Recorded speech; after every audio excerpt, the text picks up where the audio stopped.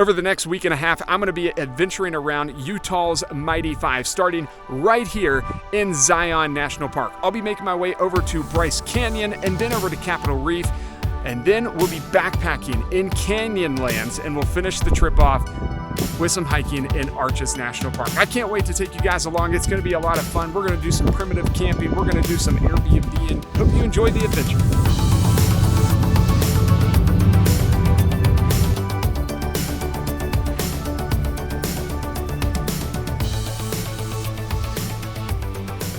Today, I'm in the beautiful Zion National Park. It is my first time here in Zion, in the state of Utah, and I am super excited. I am doing a 9.5 mile trek today. It's just a day hike. We're going to take the Grotto Trailhead out to the West Rim and back. So an out and back 9.5 miles. Earlier this morning, I had to park at the visitor center because if you're not familiar with Zion, you do, unless you're at the Moab entrance, I believe you have to take a shuttle in because you cannot drive on this scenic drive. Anyways, we stopped at shuttle stop number 6. I hiked about a mile in so far. This is actually the same trail you would take to get up to Angel's Landing, but of course I do not have a permit for that, so we are going to make the cutoff and get out to the West Rim today via the Grotto Trailhead. Super excited. I hope you guys will enjoy this absolutely stunning place in America.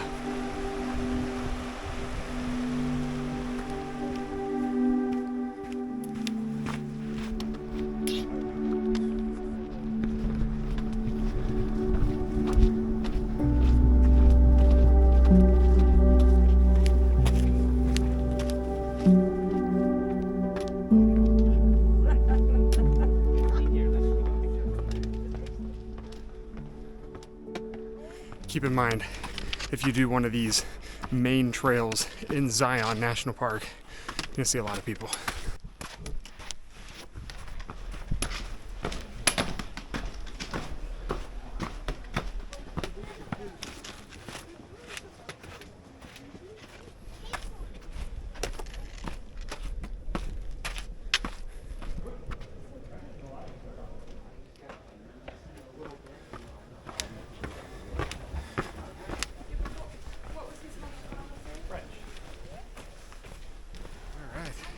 Got a little warm, had to take the beanie off, but I have made it up to Scout Lookout and the trail junction where it splits off to go to Angel's Landing or up to the West Rim. I'm going up to West Rim, but first let's go check out Scout Lookout.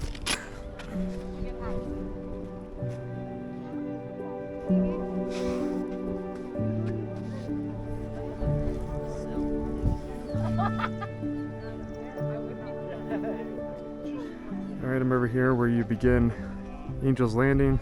You got the ranger over there checking for permits and people beginning to make the ascent. Of course, you're not seeing the crazy ledge, but I'm going to come back and do it at some point. I've got the subway permit for tomorrow that I'm actually more excited about because this is very touristy, I would say. The subway is much more rugged. I think they only issue like 9 or 10 permits per day, so very thankful I'll have that and get that experience tomorrow morning.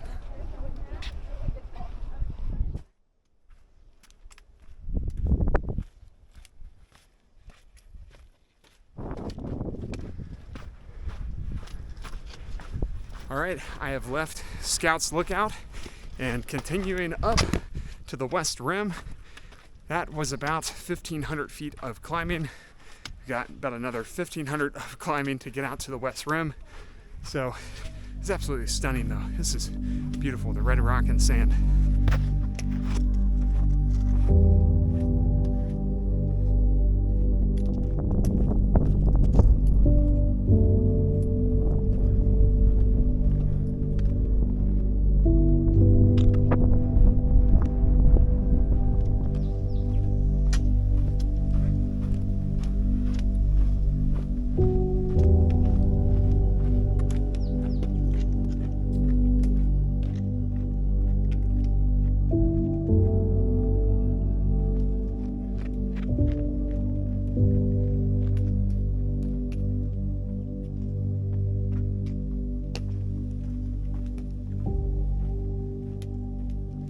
the way, this will be our worst weather day all trip long, at least according to the forecast.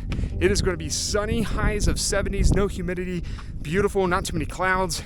Today it's only like 55, 56 degrees, so a little cold, and a lot of the sky is covered with, I don't know, like a haze, not even clouds. So we'll get through today, and then the rest of the trip should be absolutely stunning all the way out to Arches National Park. Super stoked about the weather window we are hitting here in late April.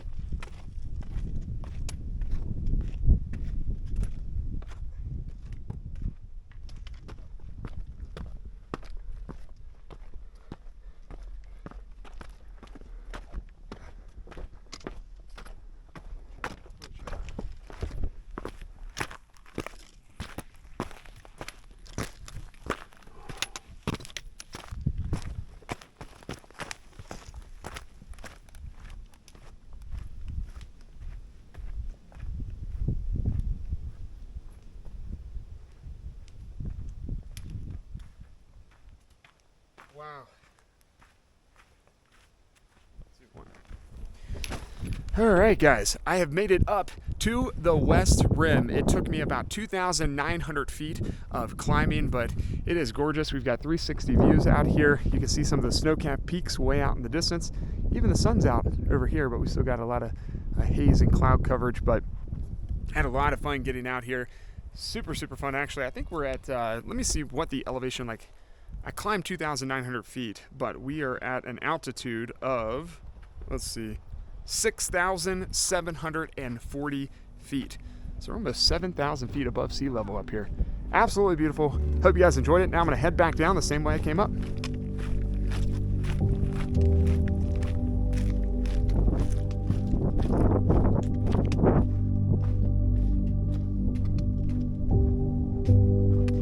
As I make my way back down to the Grotto Trailhead, again, this is an out and back hike. I did about 5.5 miles to get up there, along with the 2,900 feet of elevation gain. So we'll have some down climbing. There is a little bit of a climb though, down here once I got across the bridge. But look, it has become a beautiful day. The clouds are moving out and we're getting clearer and clearer skies. This is what I expect for the rest of the trip that I'm out here in Utah. So super excited. I mean, that is just, look at that. Goodness. What a way to start Utah's Mighty Five for me here in Zion with this amazing out and back hike from the grotto up to the west rim.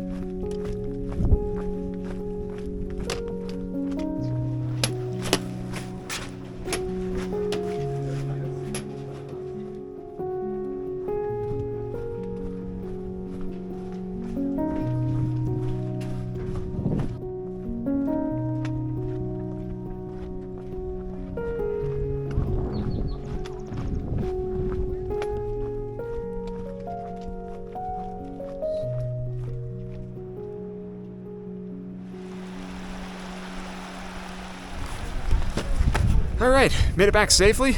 Put up the final stats right here. 10.2 miles, 3,200 plus feet of elevation gain. I was out here for about 5 hours, so a lot of fun. Great way to start the trip, that's for sure. Of course, we started over here at shuttle bus stop number 6. We popped on the Grotto Trailhead, went up to Scouts Lookout. That's where it kind of splits off to Angel's Landing, and a lot of the tourists kind of dip off and they go right back down. So I had the West Rim pretty much to myself. I saw like 8 or 9 other hikers, and that was it. So what a way to start the trip. We're gonna do the subway tomorrow, which I'm pumped about. I got the permit this morning, went over to the visitor center and picked it up. So it is official. We're gonna be doing the subway tomorrow morning, but for now, I'm gonna get the shuttle bus back to my car and I'll see you at camp probably. Well, welcome to camp, guys. I actually stayed here last night, but the difference is I pitched the tent tonight. Last night I had the car parked over here and I just slept in it. So this is all public lands. You can camp for up to 14 days in one of these spots. So just kind of, it's off the side of the road. I actually have, there's some people down in there and I wish those were available down by the river, but this North Kolob Road, there's barely anybody that really goes by from what I noticed last night, anytime after 9 o'clock p.m. And a lot of people going out there are actually trying to find their own little spots. So this is great. I really am happy with it. We'll stay in the tent tonight, maybe be a little bit more comfortable than the car. And I just want to mention that about to have dinner. We're going to have a Fiesta beef. I already tore the top off, but this is from Wild Zora. I have these all the time. I picked up a lighter and I picked up some fuel back at Zion. They had a Happy Camper store, which was really nice because obviously I cannot fly with those items. Can't fly with fuel or lighter. So happy to have that during my trip here. And it's gonna be nice. Hopefully I don't run out of fuel. If not, we'll find another place to pick another canister up. But this is camp and I am super happy about it. It's around 6 o'clock p.m. so gonna get dinner started and get a good night's rest because we're hiking the subway tomorrow, which is coincidentally just right up the road here. So I'm actually really close, which is nice. I can just wake up, pack up, drive about, I think, 10 minutes from here, and we'll be at the subway entrance and where they will probably look at my permit. So, all right, let's get dinner started.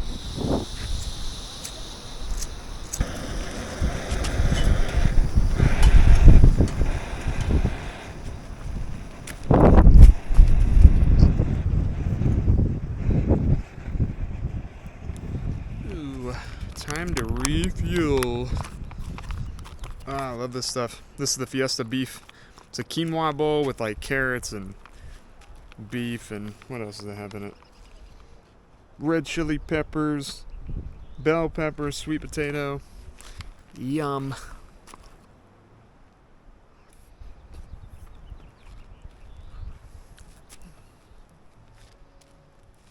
9:30 p.m. I am in my tent, ready to go to bed. I had to actually run to town real quick to grab a couple of bottles of water for tomorrow, and that is because there is algae in the Virgin River right now, and they highly encourage you not to filter out of that water. It can be very harmful to humans, even if filtered, and there are very few natural springs in the area, so figured it'd be best get a couple bottles of water just to be safe. And now I'm going to spend some time in my tent studying this, not studying, but looking at this guide for the subway. Of course, we're going to do this tomorrow. One of the rangers said I should pick this up. It was like $6. So I'm going to check it out. It's a very serious hike. I'm super excited though to do it. It's more my style for sure. Boulder scrambling, very remote, not marked at all. Just kind of going into the canyon and getting in there. So I'm really pumped. This has actually been on my bucket list for quite a while. So I'm super happy I got a permit. There's only going to be like 8 or 9 people who even get the permit. So I'm going to check out the guide and then I'm going to call it a night. And I'll see you guys in the morning. Good night.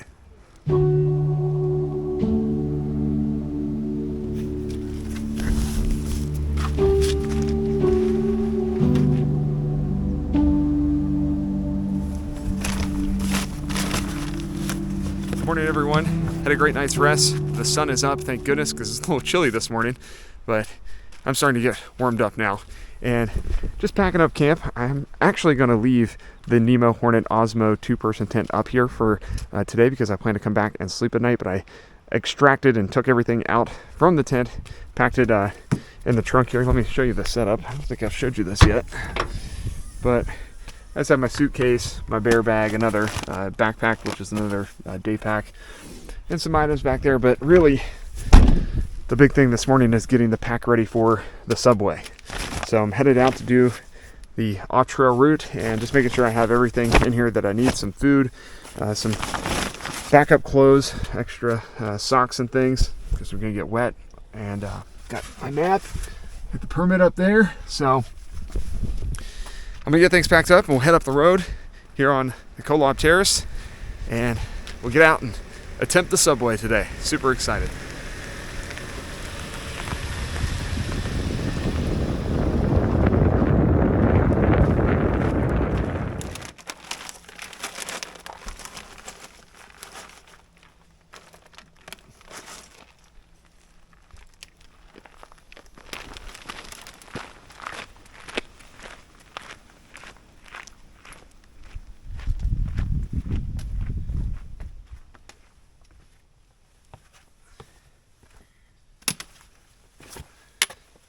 I'm officially en route to the subway.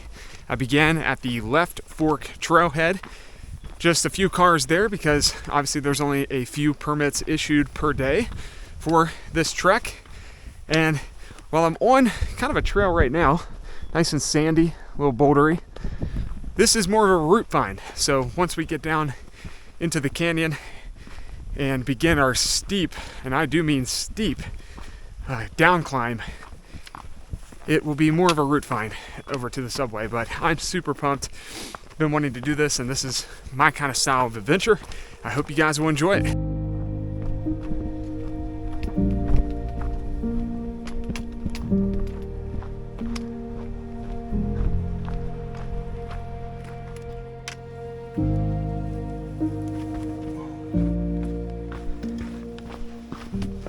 So this is where we make the extremely steep climb down. So what that means is I'm putting this tripod away and I'm going to connect the DJI Osmo to this headgear right here, strap on. That way I have just my trekking poles and my body, and I'm not holding the camera as well. So let's do it. Oh, my hands. We can make our way down this beast. I do have brand new trail runners that I broke in for the last couple of days. They are the Hoka Speed Goat 6s. I put a lot of miles on the Hoka Speed Goat 5s. Probably 400 or 500 miles, if not more. And they did great. And so far, these are doing phenomenal. I think they have a little bit better grip. All right.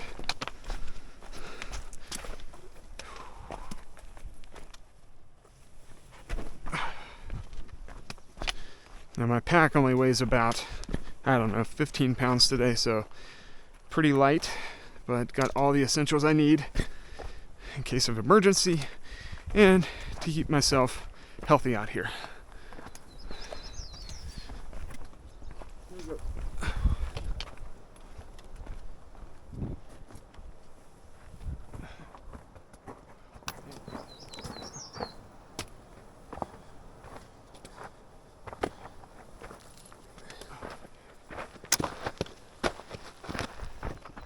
So obviously there's no trail signs or blazes on the trees or anything like that. It is route finding, which is a lot of fun, and also can be confusing because you don't know which way to go. Just, you know, you need to get down to the creek and the river.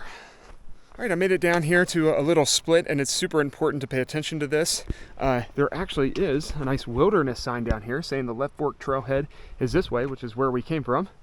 We're kind of hiking right along the edge, and it's nice to get yourself familiar, so I know when I go back up, I'm looking right here, and I'm just gonna trail back up that way. But we're actually not gonna go straight here, even though it looks like it. I believe we need to go left, and I do see some footprints here, which is great. And this is the route I believe we need to go. It's easy to miss, very easy to miss, and you don't want to cliff out. You know, it's one thing to get lost and discombobulated down here, but the biggest thing is you don't want to take a trail and then you're cliffed out and you're traversing an edge and having to backtrack in a super dangerous situation. So that's the biggest thing. But we're almost down at water level. Heck of a climb down though from the left fork.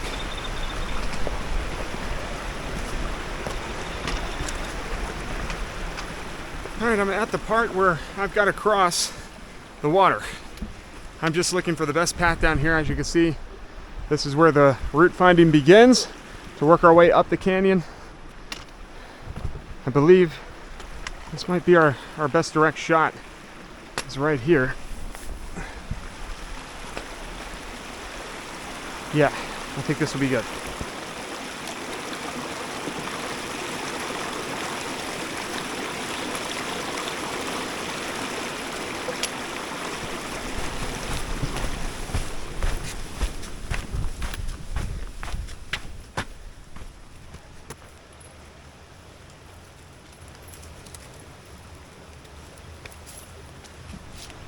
Well, there's no trail down here anymore. It's all route finding.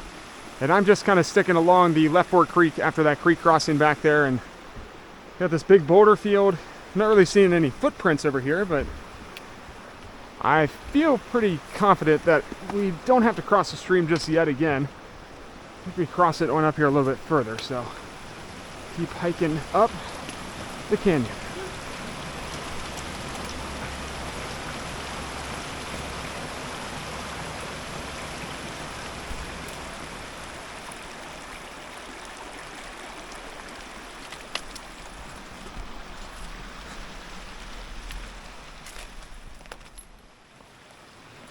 Well, I'm getting hot.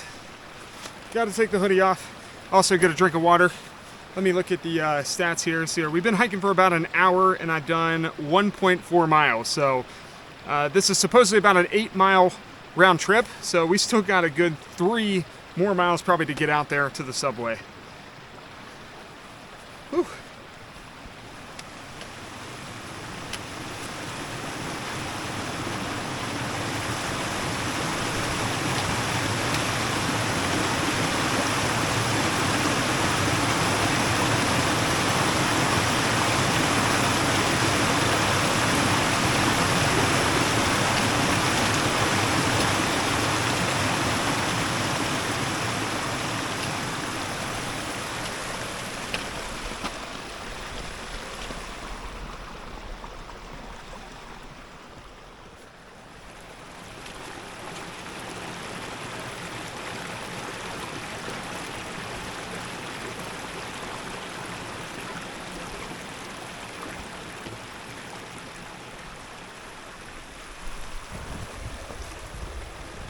A perfect example of not a good route finding was back in there. I try to murk around. I think I'm going to backtrack a little bit and go up. I think it'll be a little bit better.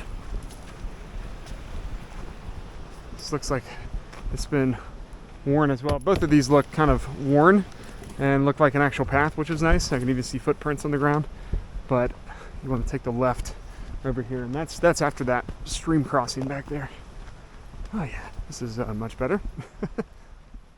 Something I forgot to mention is that this is the bottom-up version of the subway. You can do the top-down, but it requires canyoneering skills because there are multiple rappels, and you have to have proper ropes and gear for that, obviously. So this is more my style for now. I would love to learn canyoneering at some point, but you can go from the top and work your way all the way down and through the left fork if you know how to rappel. So just keep in mind this is the bottom-up version of the subway.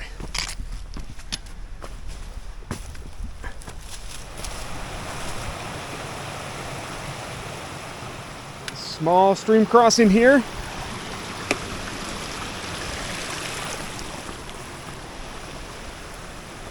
Right on the left fork creek.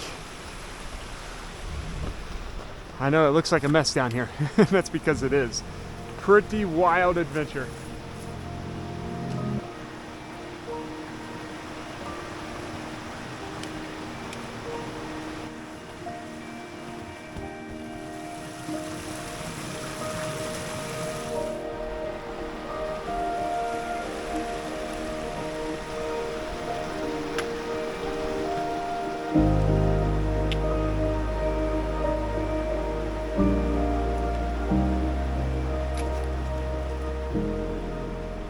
I was down there trying to find a route up, but then the creek kind of splits here, so I made my way up, and now you see this water going into the creek. I believe we cross here, if I can. No, this will be better. There we go. We're gonna stay above the water for now. I think this is it. Hopefully you guys can see this, but I've done exactly 2 miles and an hour and 40 minutes of hiking. So we've still got, we're pretty much at the halfway mark. Still got all that green to do, if you can see that, but super important though, this is where that creek and runs into the other creek, so you don't want to go up that way. But we're on the right track now, on the right route, and continuing up. And apparently there are dinosaur tracks up here marked on my map, but yep, that's what we've done so far. It's always funny to me to see just how slow I am when I'm doing this route finding in canyons like this. It's not normal hiking, you know, that's for sure. Only basically going 1 mile per hour. But when you've got terrain like this and steep boulder scrambles and trying to figure out where to go, you end up going a lot slower. So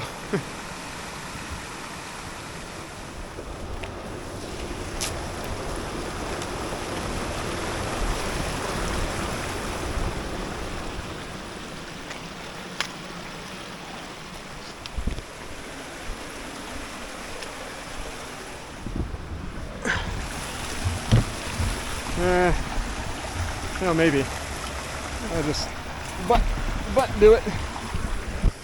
Do a little butt.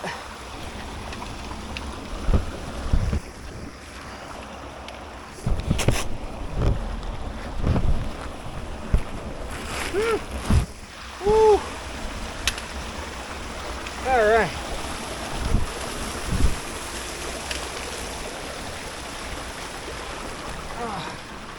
Definitely hit a challenging section as we head back into a narrow canyon.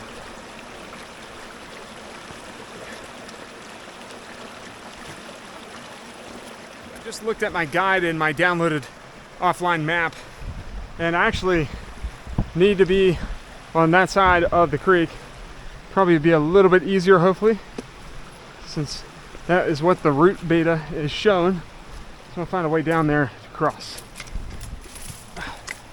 This is definitely rugged territory. 2 to 2.5 miles into the trek.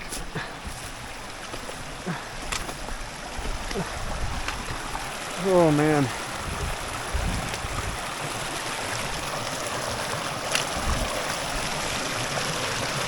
Woo. Oh, here we go.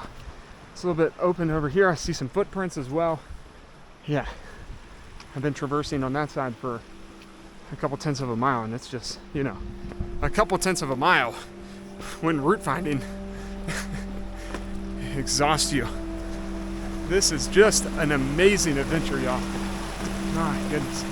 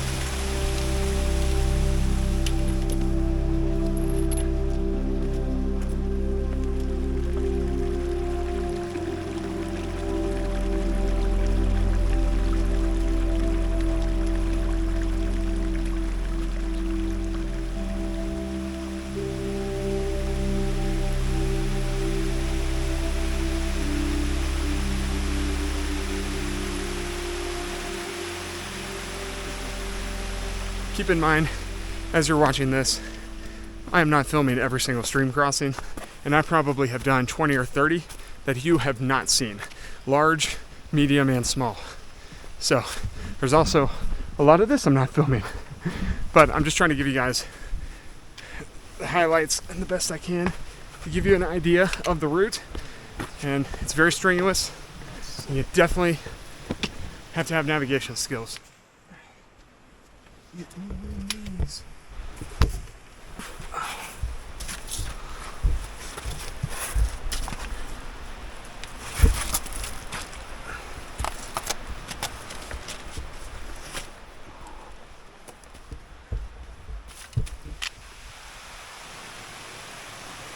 Well, I believe I have hit another climb the waterfall section. We are so close to the subway. I am pumped.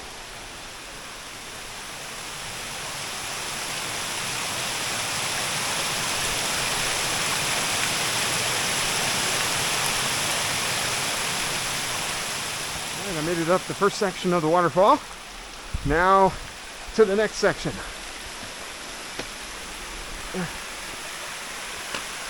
An absolutely amazing trek up the canyon.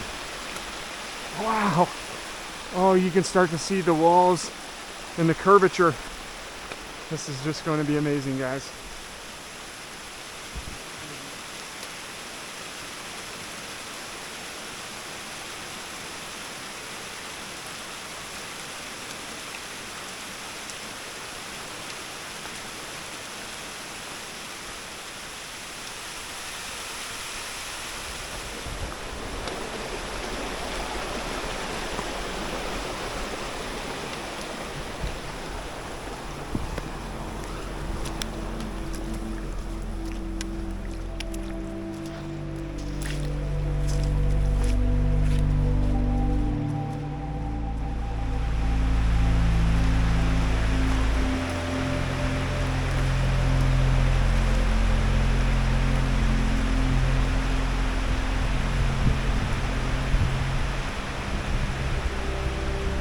I have made it out to the subway, and guys, this is just stunning. Absolutely amazing scenery. You can see the light out there, that's where I came from, and then it actually looks like a subway system. Just incredible. There's only 2 other guys out here. You'll see them up here, they're really nice. Yeah, we are just out here, kind of alone, and hiking up these canyon waterfalls in the subway, and these pools, the rock pools. Man.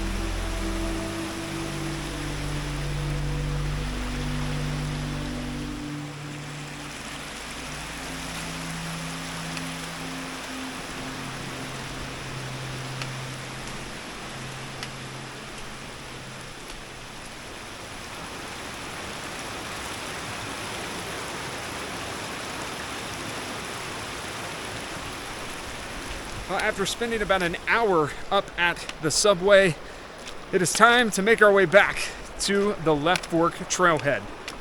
I wanted to go over some stats because I didn't do it up there.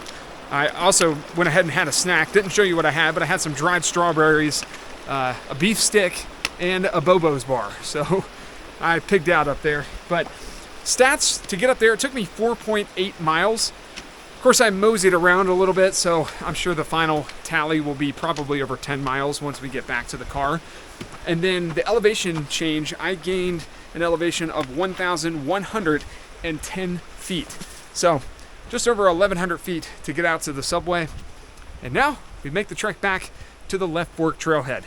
I'm sure the route is going to be a lot different than how I got here, because I have no idea how I got here. Just kind of, it's route finding. So we're gonna route find our way back and finish off this epic day to the subway. My goodness, that was awesome. I hope you guys enjoyed it too.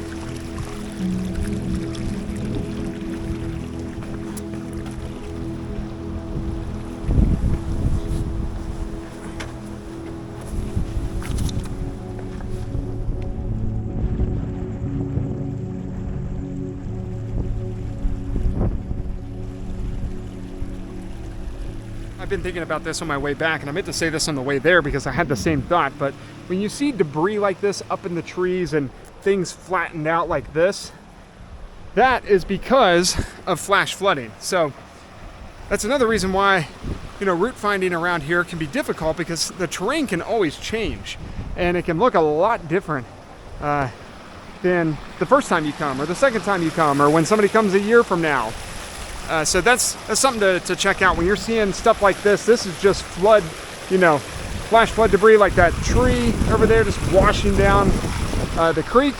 There have been some major logs as well that I've had to get across. So that's all because of flash flooding. The good thing is we didn't have to worry about that today. Thank goodness. Ooh.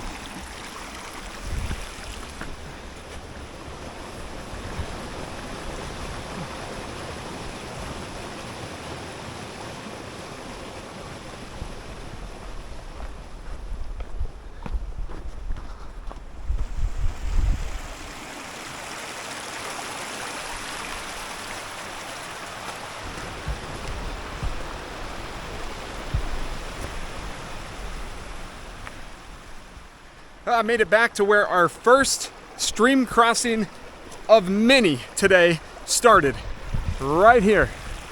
So once I cross this stream, I'm gonna make a left and we will begin the ascent up. Pretty awesome. It is getting warm out here for sure. Still, nice, because it's not like there's no humidity or anything, but it's probably about 75, 76 degrees. It's cooking. All right, I'm gonna get across the stream. We'll make a left, and then we got a massive climb out of this canyon. What a fun day. Whew.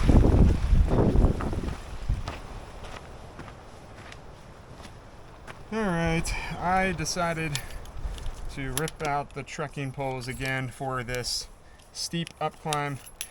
I actually put them away the entire way back, and it's actually pretty decent. I just wanted to try it out because I want to see how I do with my hands and the boulders and stuff, and that worked out really well. So, but not for this. This thing is steep. This gives me 4 legs, and well, maybe more sturdiness. So, let's go.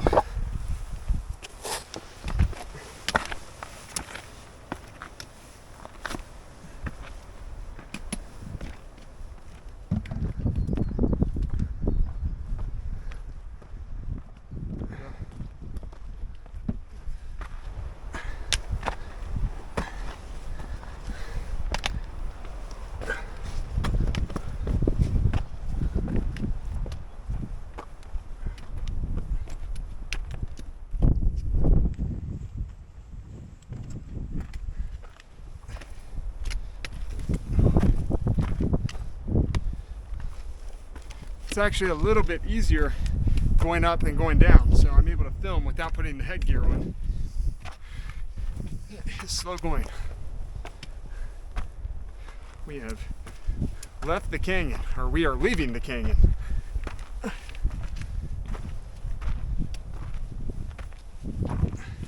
Well, I made it up and out of the canyon for the most part. Wow. Very steep grade.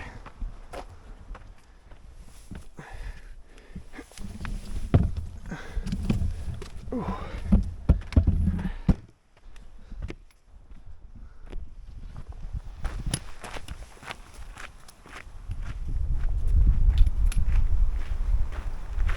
Ooh.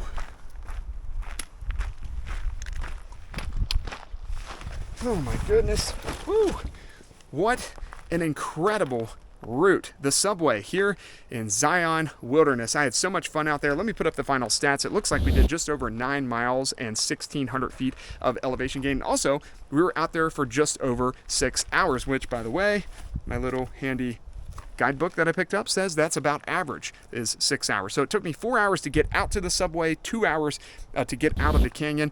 And by the way, I was filming, kind of going back and forth, so I'm pretty proud of that. We did really well, and that's it's not accounting for the 1 hour I did kind of turn all trails off and relax at the subway. So really, I've been out here for about 7 to 7.5 hours because we spent some time down there, ate a snack and explored around. So a lot of fun. I'm gonna head down now the Moab Terrace Road. My camp is just 7 minutes away, which is perfect.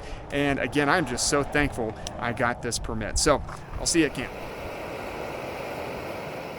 Welcome back to camp, guys. It is a few hours after I hiked the subway, and yeah, I went into town and snuck into the La Quinta Inn and Suites. I didn't really sneak in. I just walked right into the lobby and was able to charge some things, also dump some clips off from the last couple of days' videos, and also got a clean shave.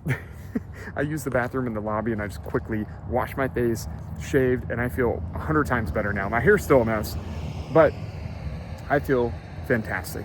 It's great to be at camp. I've got dinner chilling. I'm having a good to-go meal tonight.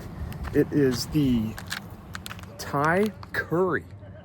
Now, this thing is only like 400 calories, so I'm probably gonna have like some oats and Snickers that I got, and some almonds and some dried mango and strawberries and bananas. So I'll probably have a big dessert afterwards. But yeah, welcome to camp. I've got some new neighbors, by the way, today. I've got a van parked down there. I actually had a girl come into my camp earlier, and I stopped at camp really quick before I went to town to just dump off my shoes and let them dry out from today. But she parked right here. She's like, don't worry, I'm just gonna go down and you know, get a lay of the land. I told her she's more than welcome to, you know, come back and just, I guess, camp beside me tonight. But I think she probably found a spot by now. It's so cool that you can just, you know, wow camp out here on the public lands. It's been an interesting trip so far for me. I really needed that face wash though, so I'm really glad that I kind of snuck that in down there at the hotel. But made it back, and wow, my hair is crazy. Now, I'm just killing time, waiting to eat some food because this is rehydrating.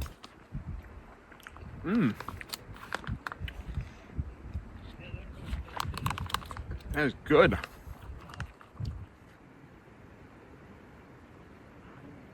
I am in my tent just after 9:30 p.m., ready to relax. It should be a mild night. I think the low is just supposed to be like 45 degrees, and the last 2 nights here, the wind has made it significantly colder than that. I think it got into like the mid-30s. But I spent some time outside looking at the stars. I'll throw up a couple of photos that I took out there. They are gorgeous tonight. Also got a good stretch in just to wind down for the night, because another big day ahead of us as we head to the second national park on this Utah Mighty 5 road trip, and that is to Bryce Canyon National Park. I'm looking forward to it. I'll see you guys in the morning. Good night. Oh, good morning. I have packed up camp and ready to go to Bryce Canyon. It has been pretty lovely the last 3 days here. I could spend 3 years here. It's pretty sweet, but saying goodbye to this campsite and headed off to Bryce National Park. Had a lot of fun. in the 72 hours that I was here. And it's time to go to the next stop.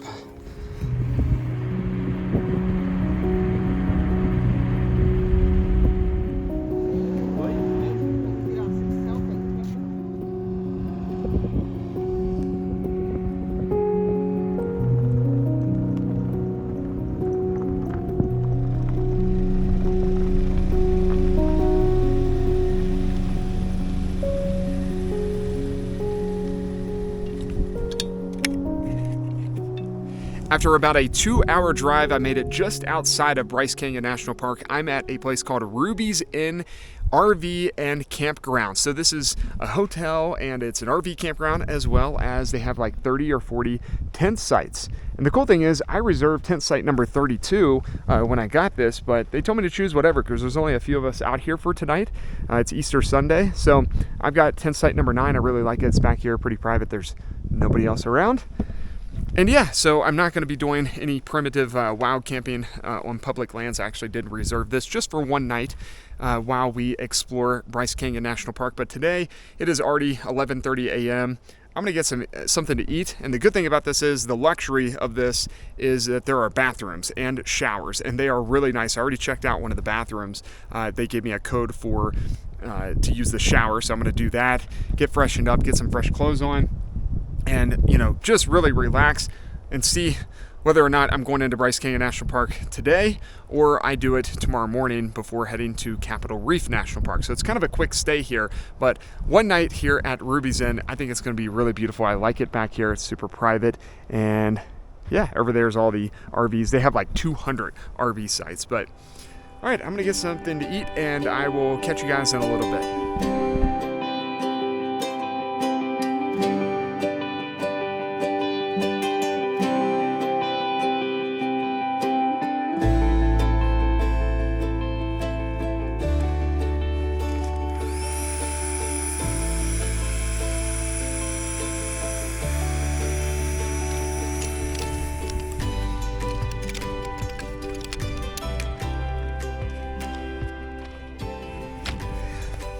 All right, it is nice to be showered. It is nice to be sitting down in my Helinox Chair Zero chair. It only weighs 1 pound. This is the first time I've broken it out this entire trip. My little backpacking chair. And it is just nice to be at camp. Guys, it is 2:50 p.m. in the afternoon. And the plan was to go to Bryce Canyon National Park and hike a couple of day hikes. I do not believe that's going to happen. In fact, I know it's not going to happen. I have paid for this site $42, so I might as well enjoy it. And that's what I'm going to do. I took a shower down there, and it lasted like probably 30 or 40 minutes. I just sat in there with that hot water and my Dr. Bronner soap, and I lathered up about 5 times. I couldn't get enough of it. It was so enjoyable. And now I'm going to enjoy the peace of camp. And that's all I'm going to do today. I'm going to read, eat. I may go into town to a restaurant. I may not. I may just have a backpacking meal here. I've got plenty of food with me. And yeah, just going to enjoy the weather. It's 58 degrees right now. No humidity, even at 8,000 feet above sea level. We're like 7,600 feet above sea level right now. And tomorrow morning we'll wake up. We got a 7-minute drive into Bryce Canyon National Park, and we'll do some day hiking before then heading to Capitol Reef National Park. So looking forward to it, but for now I am going to enjoy this beautiful campsite here at Ruby Inn.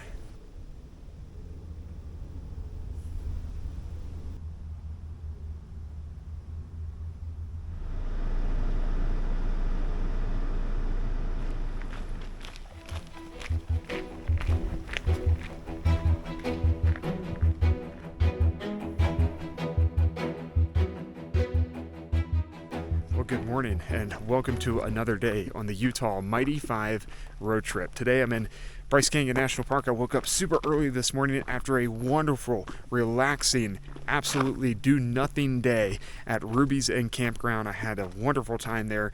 I broke camp super early this morning to get out here for sunrise, so I arrived at I think it was like 6 o'clock a.m. and got some amazing sunrise shots up on the rim of Bryce Canyon. National Park, and that's where I began. The trail that I'm doing is up on the Rim Trail. Now I'm on the Queen's Garden Trail, and we're going to do a figure 8 loop. That is literally what it's called, the figure 8 trail. So it's about a 7 or 8 mile trail. Should give us a great overall view of Bryce Canyon National Park, and I'm already just loving this. I mean, there is scenery everywhere I turn. It's something new. And I hope you guys will enjoy this one today. Then we will head to Capitol Reef National Park for our 3rd National Park stop.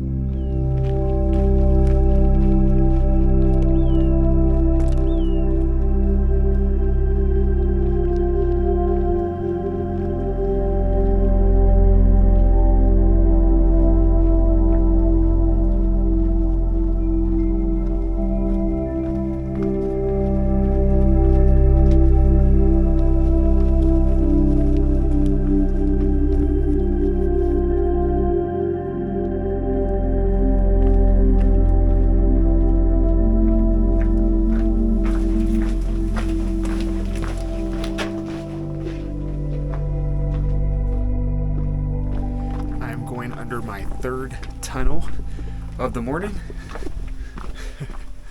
Just so cool how these are cut out right out of the rock in the sediment. All right, let's see. We can make a little spur right here and go up to see Queen Victoria. I think I'm gonna go ahead and turn left and continue on the figure 8. Looks like there's a few people going up there now. That's okay. We've got beautiful scenery. I like having the trail to myself. So let's keep rocking.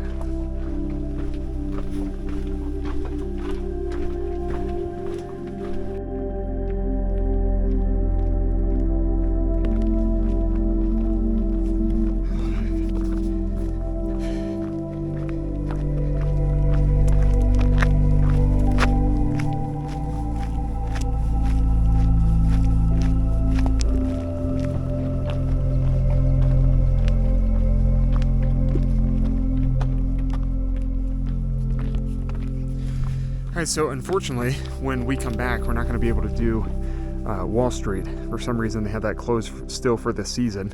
So we'll have to take the Navajo Loop Trail to Two Bridges, direct shot back up the canyon, basically. But we're going to continue on the figure 8 loop and continue to hike around the Hoodoos. And we will make it out to Peekaboo Arch soon. So I'm really excited to see Peekaboo. Alright, I'm at a trail junction. This is the Tropic Trail that I've been on. Continues to the left, but we are going to the right to hit the Peekaboo Loop Trail. So now we're connecting over to Peekaboo Arch.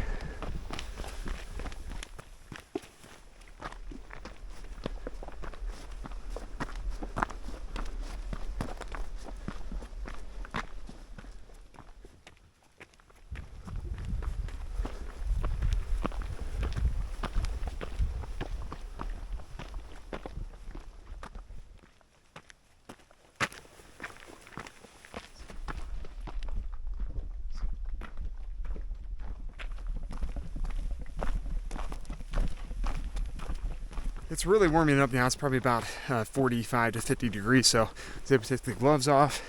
I got my beanie off, of course, and we are headed toward Peekaboo Arch. Very close. This place is just so photogenic. I can't get over it. It doesn't matter where you look. I mean, you look over there, you look over here, Yeah, like over here. This is the true definition of a 360-degree photogenic national park.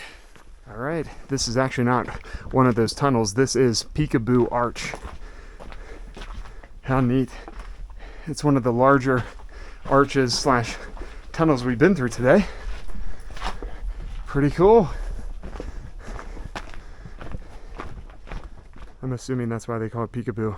Just whoop, and then dip back in. You wouldn't even know there's an arch there.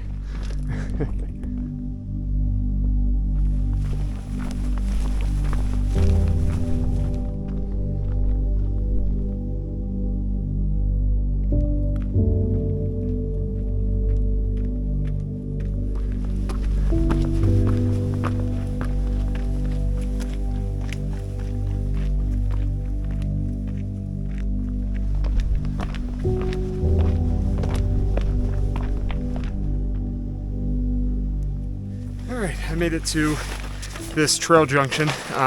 Straight ahead, we can go up to Bryce Point. It's 1 mile off the route that I'm supposed to be doing. Or I can just continue on this way on the figure 8 trail. But I think I'm gonna go up here and check out Bryce Point. I just need to shed a layer because it is getting warm, and I have this 100% alpaca wool from Paca on. Ooh, and I have a base layer merino wool t-shirt, and also this warm thermal. So one of these, if not both, I think I'm going to take both of them off. They both have to go. I'll see you at Bryce Point.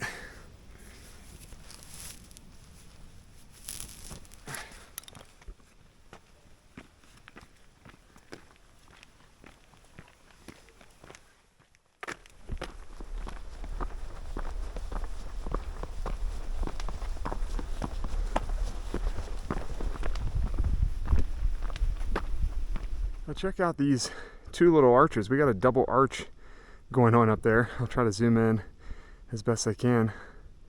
That's really neat. And the canyon below. Oh my goodness. Wow. It seems like most of these trails are very accessible.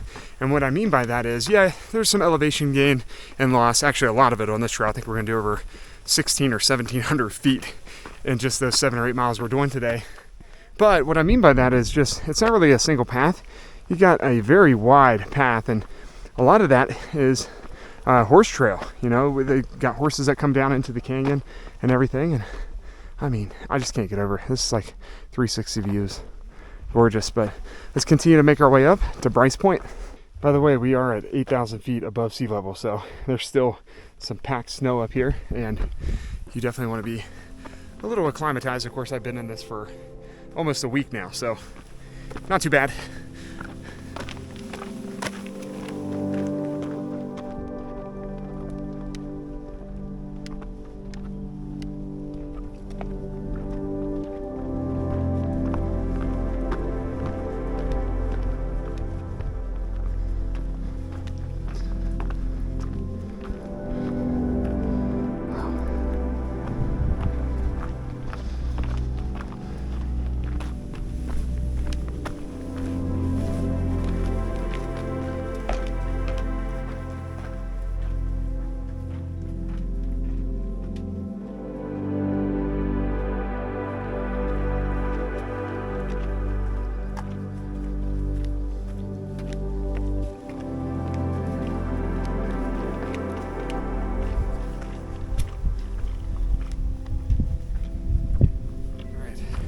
Turned right at the trail junction back there.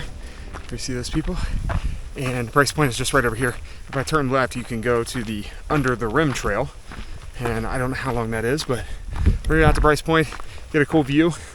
Kind of see what we saw at sunrise. I didn't go as far over as Bryce Point this morning, so this will be a cool view. Then we'll make our way back down the same trail, and we'll continue and connect over and continue on the figure 8 trail that we are doing today. So a little 2 mile in total detour and probably an additional 1,000 feet of elevation.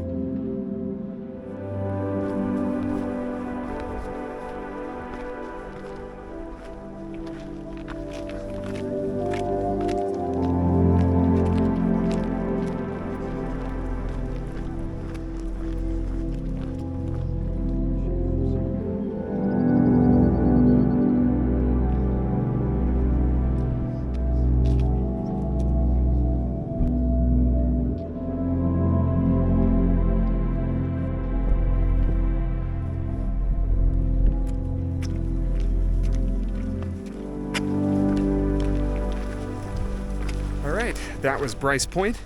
Really nice because it's paved up there. It's wheelchair accessible. And it's a little like half mile if you want to do all the pull outs before you get out to Bryce Point. There's a lot of those, so really nice for literally anybody of all ages and of all abilities. So I'm gonna head back down now, and probably not gonna video much. I'll just see you at where the trail junction was when we cut up here. All right, back down the canyon. Got the trekking poles out to help assist.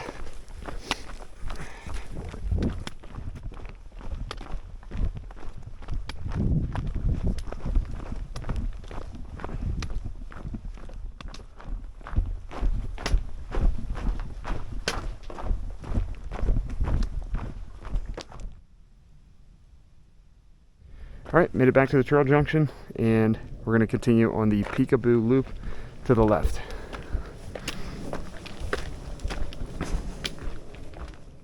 And here's a look at the downloaded offline map. I've done 6.25 miles, so about a 10K. Started over here at the parking lot and took the rim trail and connected that with the Queen's Garden Trail, as you're seeing right here. So all the blue is what we've done. Then we came over here, and this is where we hit the Tropic Trail, and then we connected and came out here, and this is where we're at now. We're going to loop back, and this is the Peekaboo Trail. We made a little detour 1 mile up to Bryce Point. Where is it? There it is. Then came right back down. That's where we're at right now. We're going to continue on the Peekaboo Trail, loop back around. We'll hit the wall of windows, benchmark, rock shelter, another wall of windows, the cathedral, and then we will connect once again back to the Tropic Trail. Now here's what stinks. This is the Navajo loop right here. So this is where Wall Street is, right there. All of this green section is closed, so seasonal closure. So we're going to have to cut up right here on the Navajo Loop Trail and just make our way straight up the canyon and back to the car.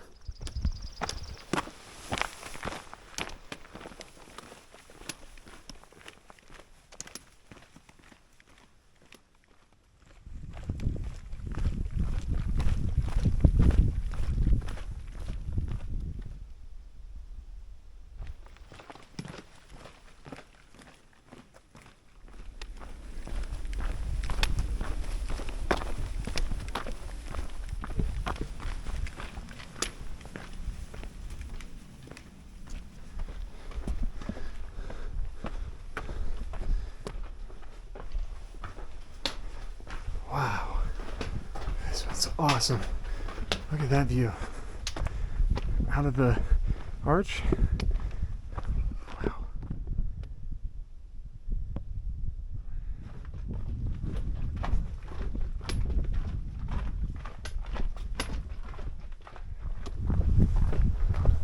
All right, made it back over to where we started at the Peekaboo Loop, and that's where we went up. That's where we came down. Now, make our way over to this next trail junction and make a left. And we've already done this part. It's the Tropic Trail. That'll connect us back over to finish out the figure eight on the Navajo Loop Trail. Here it is. There's the Peekaboo Loop Trail Junction. You can do the horse trail out there as well. We're going to make our left and do the Navajo Loop. We're not actually going to do the loop. That's just going to get us back on top of the canyon. So it has just been an excellent day, though, here in Bryce Canyon National Park. More people are starting to trickle in, that's for sure. It's around 11 o'clock a.m. So more people on the trails, and there's a lot of down the canyon, up the canyon, down the canyon, up the canyon. So it's not like super strenuous, but it is over time, of course. And we're going to do a little over 10 miles today total, it looks like, after we did that extra 2 to get out to Bryce Point. So a little bit to go. We'll continue here on the Tropic Trail, and we'll connect over on the Navajo Loop. We are back at the Trail Junction. Like I said, we can't go left because they've got Wall Street, that trail closed. So we're gonna make left here and take the Navajo Loop back up the canyon. Yeah, there's a lot more people here. That's why you come early.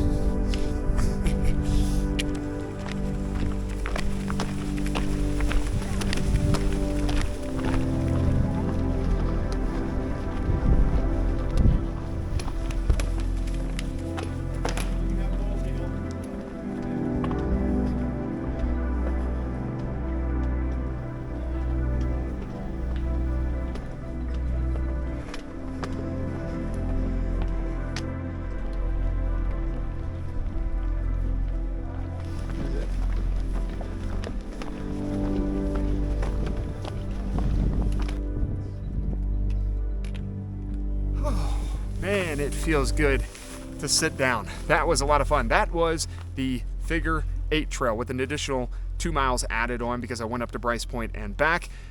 But man, I'm glad I got here early because this place is packed now. The whole lot is full. There are shuttles coming in and out. You saw all the people coming down the Navajo Loop toward the end. I could even film the thing if I wanted to. So super happy that I got this thing done. Came here at 5:30 a.m. Started on the south rim around 6:30 a.m. I just set my car, warmed up a little bit from last night because it's pretty cold. It was like 25 degrees in my tent around 2 a.m. I woke up. But I ate some breakfast and then hit the trail around 6:30. Let's put up the final stats right here. Looks like I did just about 9 miles and over 2,000 feet of elevation gain, and I was out here for about 4.5 hours. And again, glad I came early because it's crazy now. So gonna relax. I have got some decisions to make. The plan is to go to Capitol Reef and hike the Cassidy Arch Trail. It's a 3.5 mile out and back. I'm not sure if that's gonna happen or not. I'd still like to hit Capitol Reef because the idea of this is to hit Utah's Mighty Five. So nonetheless, we have a big backpacking trip coming up tomorrow. 2 nights, 3 days in Canyonlands National Park.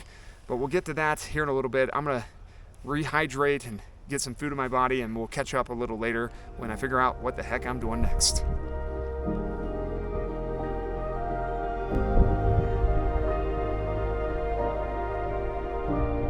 Well, a few hours later, I have arrived at my next camp spot. I'm out on BLM land. I am 10 minutes outside of Capitol Reef. It is gorgeous out here, and you may be wondering, why aren't you inside Capitol Reef National Park? It's only 4:30 p.m. So the first thing I did when I left Bryce, I actually took a visit to the visitor center, get a little postcard for my mom to send it back to Clarksburg, West Virginia, where she lives. So I actually got one at Zion that's already on its way in the mail. And so I got one of those. And then as I kept driving, it was about 2 hours to get out here to Capitol Reef. And I started getting kind of headachy, feeling more hungry again. And, you know, it's only 4:30 p.m. And I thought, man, I'm just going to try to find some BLM land to pull over, find a camp spot, and this is it. So we got a little schoolie up there. We got a couple RVs dotting the land over here, also an RV down below me. But this is going to be camp for tonight, and I'm not sure if I'm going to make it out to Capitol Reef today, this evening, or if I'm going to go tomorrow morning. Not sure yet because I have a 2-hour drive to get to Canyonlands, and while there's no set time for tomorrow, my backcountry site, I think the first miles we do is like 7 miles to the first backcountry site, because remember, I'm staying 2 nights and 3 days out there, actually doing a backpacking trip in Canyonlands, and then we'll finish off in Arches over in Moab. But it's still a 2-hour drive, so I'm not quite certain. We may have a little bit of a curveball in the plans. But by the way, before I show you the tent, I'm wearing my 100% alpaca wool hoodie. It's actually 78 degrees here. I don't have an undershirt or anything like that. I'm just trying to protect myself from the sun, and this wool is very adaptive to the heat and the cold as well. It's pretty cool. So I'm actually not like hot even wearing this alpaca wool. But check out the tent, by the way. It's not a great spot, so I've had to just kind of stake in like halfway and then put rocks all around the rainfly and the tent itself. So it is not great. It's more meant more for something like that schoolie up there that we saw, or like a small RV or something like that. But the vehicle, my rental, I got down here and we're just probably about a mile off of one of the main roads, or if you want to call it a main road. I mean, getting out here for it was a 2-hour drive, and most of the road didn't even have a line on it. So we were way out in the plateaus and way out in these slot canyon types. It's a pretty interesting drive. I wish I would have shot footage, but I was just trying to figure out what the plan was going forward. So I also, by the way, I dumped off a lot of clips. I went back to Ruby's Inn after Bryce Canyon National Park and got the postcard, and then I went back, set at the water fountain, and cleared my SD card. So I dumped the clips off on my hard drive so we could have a clean slate going into tomorrow's backpacking trip, because then I'm kind of out today, tomorrow, and the next day. Where I have a battery bank and all that, but I can't dump off clips or anything. So if the SD card gets full, I don't have a backup, and then I have an Airbnb over by Arches. So then I'll have a luxury. We're finishing off in luxury the last couple of days. Also, real quick, come over here. I've already cooked dinner, so I'm letting it rehydrate. It's probably ready to go. Having another Wild Zora herb roasted chicken. I'm excited. I do have other meals, by the way, on this trip, not just Wild Zora stuff. I just love her stuff, and you'll see those during the backpacking trip. So, all right, I'm gonna eat and try to figure out what else I'm gonna do. Maybe I just stay here for the rest of the night.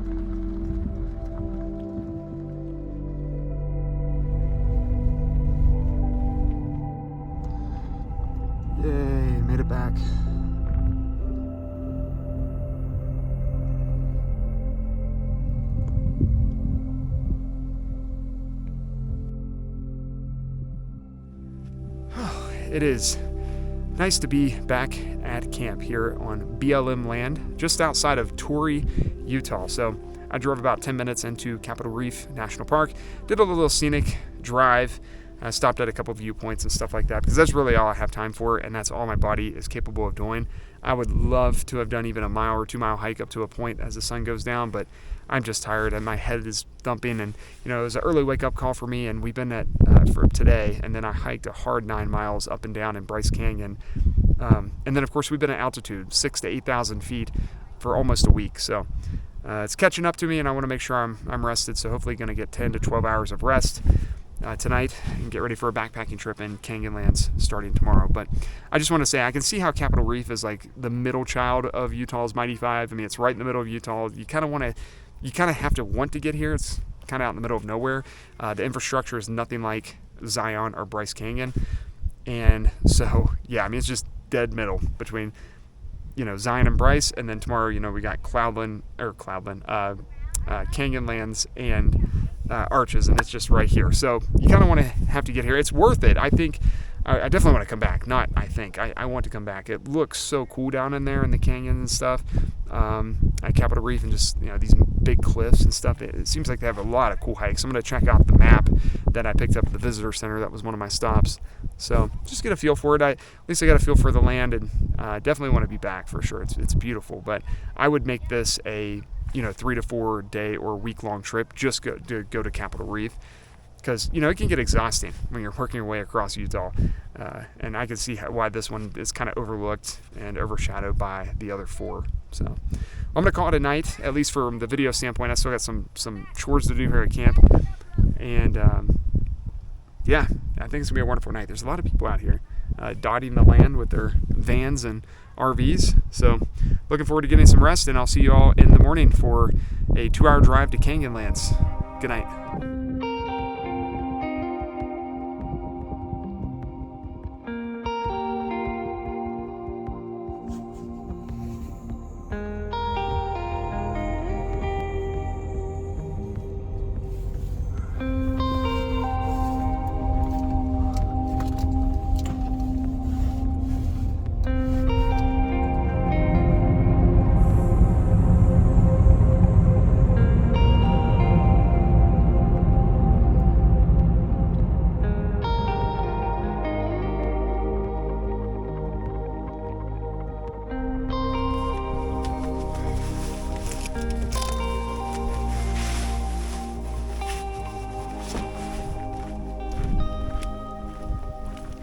Well, I can't even say good morning because it is 12:30 p.m.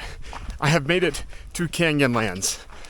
I didn't know last night when I said I had a 2-hour drive, it was actually a 4-hour drive, because of course I was actually supposed to be 2 hours closer to Canyonlands, but I decided to stay back at Capitol Reef and camp on public lands back there. So I had quite the drive this morning. I stopped in Moab, had a nice little breakfast. It was a gorgeous sunrise, by the way, getting through Capitol Reef again. And now I am at Canyonlands at 12:30 p.m., starting my 25-mile backpacking loop. I'll be out here for 2 nights and 3 days in the Utah desert. I'm carrying a heck of a heavy pack. I got 2 gallons of water back at the visitor center. I went over my route with one of the rangers, and he was like, whoa, you're going to see a lot over the next 3 days. So if he's saying that, I know I've chosen a really good route to do. I'm excited. Hopefully we get out to Druid Arch, which is the famous arch here at Canyonlands. That'll be tomorrow. But for now, we have a 9-mile hike to Devil's Kitchen Trail, which will then take me out to my campsite, which is Devil's Pocket number 1. All right, let's get to hiking. Let's get to backpacking.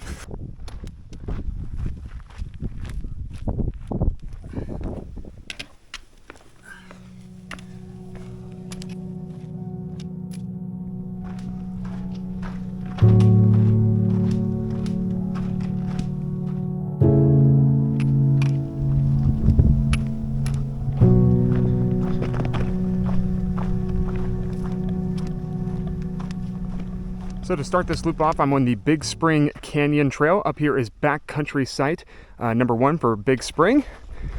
But I'm going to continue on the trail, of course. We've got a lot more to go. We're only not even a mile in. So By the way, these cairns are amazing. Without them, you'd probably be lost because you could just spur off almost anywhere here in the desert. That would not be good.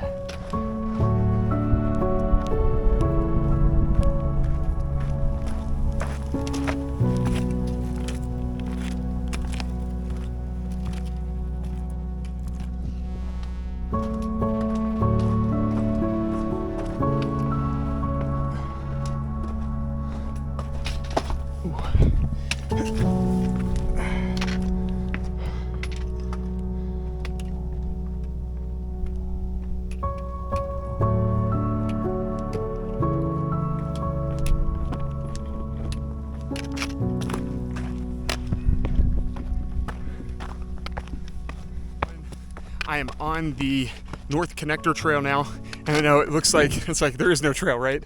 But like I said earlier, these cairns have been great. Obviously, I have my offline downloaded map, but this is the part of the trip that I was looking forward to the most, is backpacking out here in the desert.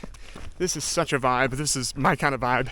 Definitely a little bit dangerous, always on the lookout. You know, you have mountain lions, you have tons of venomous snakes, but haven't seen anything yet, and hopefully we won't. Maybe from a distance, that'd be kind of cool. But yeah, we're just hiking this massive slab right now here on the North Connector Trail.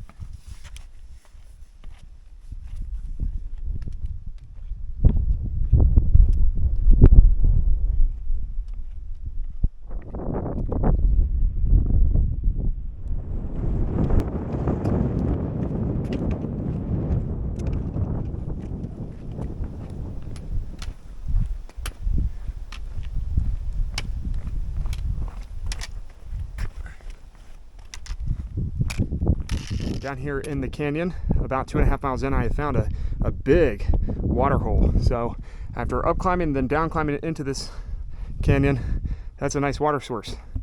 The good news is I don't need to filter right now at all. So got plenty of water, which is great, but it's always nice to know where there are sources in case, you know, of emergency or anything like that. Super happy to see that though.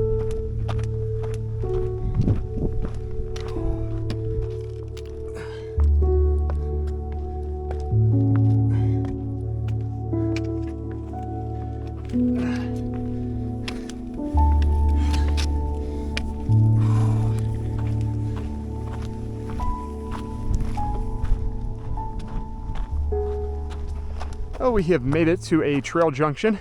I am going to turn left toward Druid Arch and Chesler Park. So this will be the Chesler Park Trail now that we're connecting on.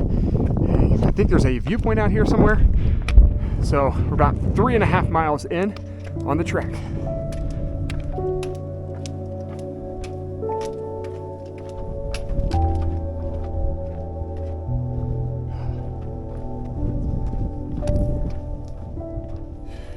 My pee is still clear, so that's a good thing. It means I'm hydrated.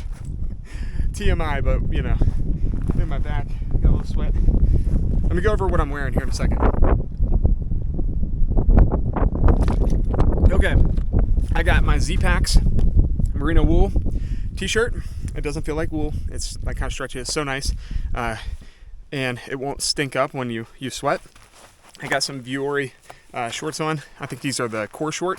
I got my Hoka Speed Goat 6s. They have been absolutely fantastic today, going down the slabs of rock. And I've got a pair of darn tough socks on, as well as like this just basic REI hat and my sunglasses. I do have sunscreen on as well, and I took some zinc gummies as well, because that also helps you with sun protection and just hydrating. So yeah, we're almost 4 miles in, which is incredible. We're doing really good. It's not a race or anything, but It's been a fun trek. I mean, just up and down the canyons and boulder scrambling, and it's just amazing.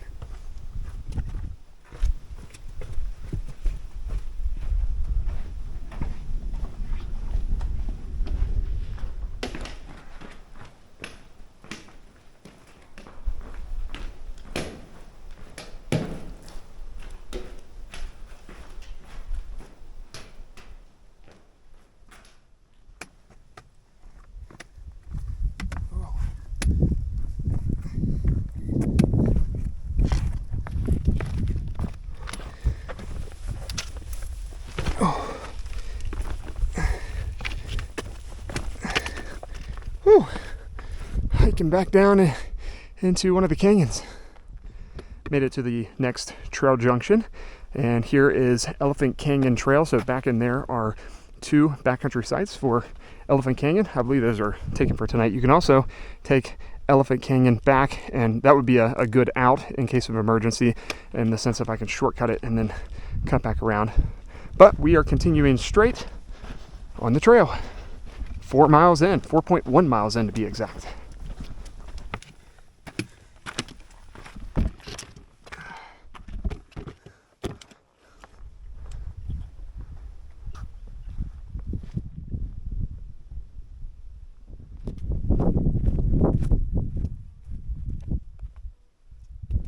Just about 5 miles in, here is the trail junction where I'm going to split off for camp tonight. So we'll continue tomorrow on the Chesler Park Trail before, I believe, getting to the Joint Trail, which takes you out to Druid Arch. But right now I'm going to turn right, and we are going to take the Devil's Kitchen Trail, not all the way to the campground, which is 2.3 miles away. I believe my backcountry site is only about a mile away. I've been really impressed with how my body's held up here in the desert. I mean, we've had some really good breezes today, and it's about 78, 79 degrees as we hit the hottest part of the day now around, let's see, I think it's like 3 o'clock. Yeah, 3 o'clock, 2:56.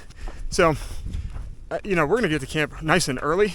When I originally did this, I wanted to book Wooden Shoe backcountry site number 1 or 2 for the first night, but all of those are taken. So this was really the only one I could get. Elephant Canyon or Elephant Hill backcountry sites were taken as well. So we are headed out to Devil's Pocket number 1. It's really the only backcountry site out here. You'll have to hike. So I'll hike about a mile to Devil's Pocket number 1, where I'm going to be camping, and then I think about a 1.3 mile trek forward. If you continue to go, you'll get up to the campground. So let's get out there and we'll set up camp early, and it'll be a nice relaxing night before we have a big day tomorrow. I think it's going to be about a 12-mile day, because we got to get up to Druid Arch and back over. But I believe also over here tomorrow morning is the Chesler Park viewpoint, so we'll see that right off the bat in the morning. All right, off to Devil's Pocket number 1 backcountry site.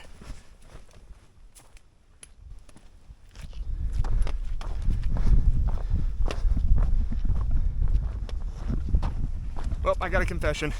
I got off route. Dang it. I'm on the Devil's Kitchen Trail, and I was wondering, I was like, where's my campsite? I looked at the map, and I'm like, I'm not seeing it now, and it's not popping up.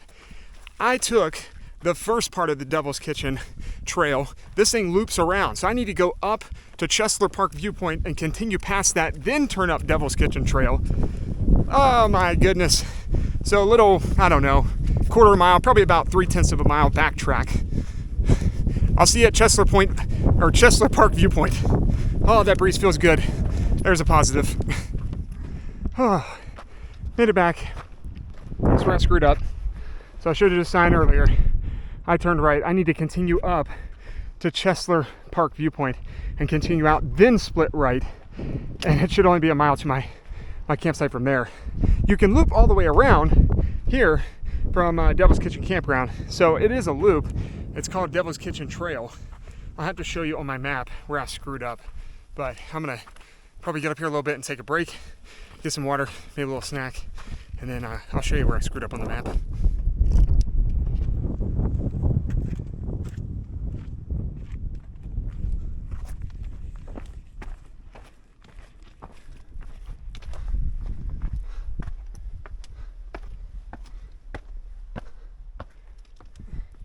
Viewpoint right up here. Whew, huge climb. to get up here.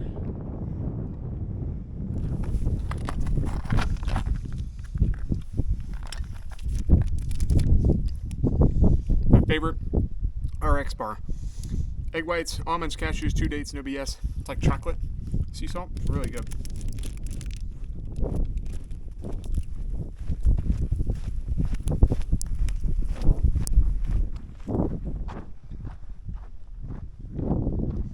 Well, I made it off Chesler Park Viewpoint and came down here. Totally forgot to show you the map, by the way. I will show you the paper map at camp tonight, I promise. But already at the trail junction here, this is where I'm going to turn right, not continue straight, and hit the Devil's Kitchen Trail. So this, again, is the Devil's Kitchen Trail. And the one that we were on where I got lost, it would loop all the way back around here. So, but this is the time that I needed to turn right. And then, I don't know, maybe a mile or two down here is where I'll get off my mapped route and I'll turn another right to get down to Devil's, what is it called? DP, Devil's Pocket 1.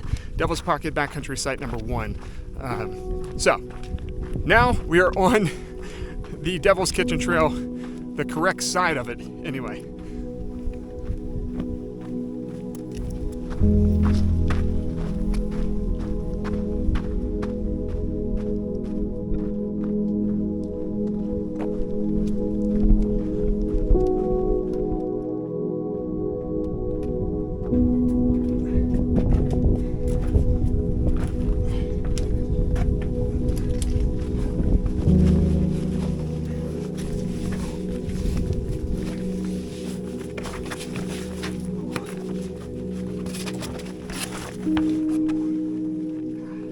And I have actually made it to the trail junction where I actually turn right this time for real. Tomorrow we'll continue this way, we'll go left. But for now, this continues out to Devil's Pocket where I am camping tonight. And it should just be about a 1 mile trek to my campsite. And then I think it's like maybe another 1 to 1.5 out to Devil's Campground, Devil's Kitchen Campground or whatever it is. So, all right, a little bit more to go and we'll be at camp. This is the right one, I double checked.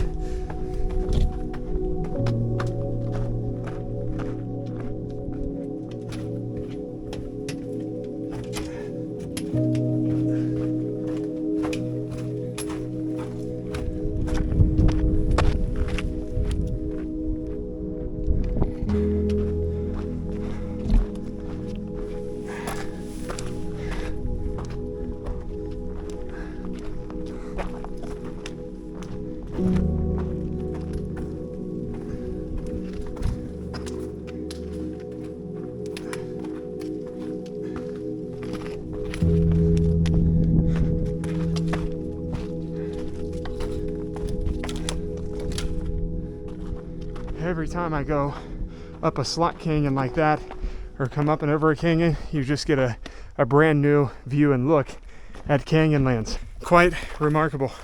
We've had a great day for day one as I make my way down to Devil's Pocket, backcountry site number 1. Nice shaded area right here too with all the canyon cliffs.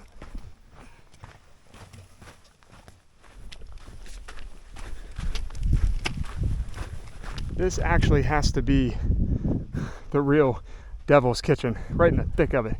No shade, all sun. Here's the trail.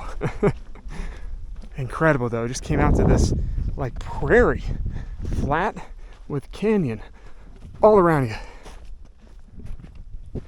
All right, Devil's Pocket, backcountry site number 1.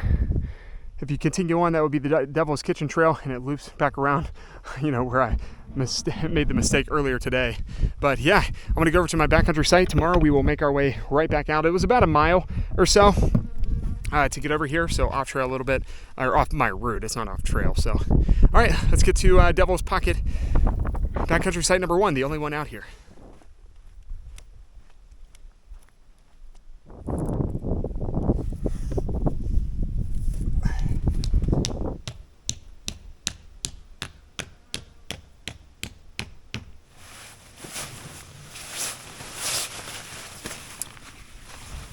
Well, I got camp set up here at Devil's Pocket what an amazing campsite. I'm going to be the only one out here tonight. This is the only backcountry site, unless you go another mile and a half out that way toward the actual Devil's Kitchen campground, where there are several campsites, but nothing like this, not like a backcountry site. I'm going to take you to the front, just give you a little tour, because I could have set my tent up a couple different places, but I think you're going to like and understand the reason why I chose back there. So obviously we came in, we were in the Devil's Kitchen, like in the heart of it right here. What a view, by the way. Incredible to come out here right by my campsite. But you know, I could have put your tent right here, obviously right in the sun. Now the sun will go down and stuff, but I didn't really like that spot. And there's not really a good spot over there either.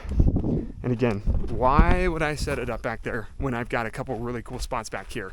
And obviously the place that I picked was awesome, but this would have been, I was thinking about right here up against this rock, but instead I had my trekking poles over there, and I hung my earth sack on the tree. I'll probably do a better job of that and clean that up here in a little bit so no critters get in tonight. But this is obviously the obvious choice, right? I mean, all shade right now, so that means we won't see a lick of sun. It's nice and cool back here. It's probably like 68 degrees, no humidity, right up against this massive canyon, or in between the canyon. And so, yeah. So I got my sleeping pad blown up with the flex tail air pump that I have, and got my Nemo 30-degree down sleeping bag, and I got my Nemo pillow in there. Everything is all set up. Now I can just relax. I want to go over the stats, and then I'm going to show you the map as well. It's 5:33 p.m., by the way. I hiked 8.74 miles. I gained an elevation of 1,260 feet, and I did that in 4 hours and 19 minutes. So just over 4 hours hiking today in the Utah desert in Canyonlands National Park. You see they've got these camp boundary signs there, and one over there as well. So you'd have to set your tent up somewhere around here. You can maybe even do a hammock if you brought it out here in between some of these trees, but I don't know how fragile they are and if that's even allowed. So I am going to enjoy this tonight. And of course we will hike back out the same way we came into Devil's Kitchen tomorrow. So just like a little out and back to get back on the main route. And tomorrow we're going to go see Druid Arch. So I'm super pumped about that. Let me show you the map where we've been, and also where I screwed up earlier. Okay, so you're looking at the map. I also picked up this National Geographic, the official Canyonlands map, super detailed. I love these, only $15. And but I'm going to show you on the map here that the ranger gave me. So this is my route right here. I'm in the Needles district, by the way. I meant to mention that there's like 4 districts here. You have the Maze district, the Island and the Sky district, but we are in the Needles district. So drove in from the visitor center over here, and I started over at the campground. Now I'm doing this trail counterclockwise. So I came up through here and made it up to Chesler Park viewpoint. And if you remember, right here is where I took the Devil's Kitchen trail. So this Devil's Kitchen trail comes out to the campground over here, and it loops back around. So I had to backtrack and then continue on the Chesler Park Trail and come out here to my Devil's Pocket backcountry site number 1. And tomorrow we will make it back out, and then we will continue on the loop over here and come all the way over to Druid Arch.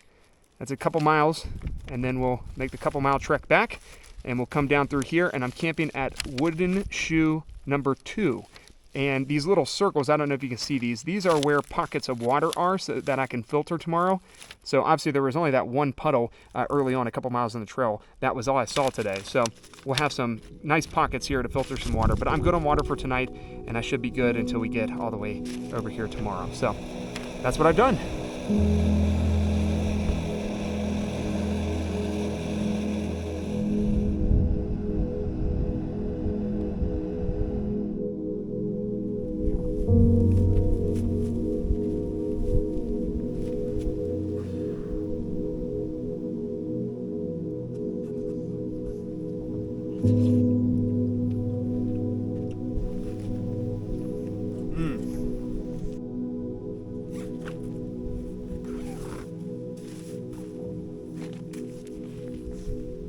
7:30 p.m. I am in my tent. Had a wonderful dinner out there as the sun is going down. I had a Heather's Choice.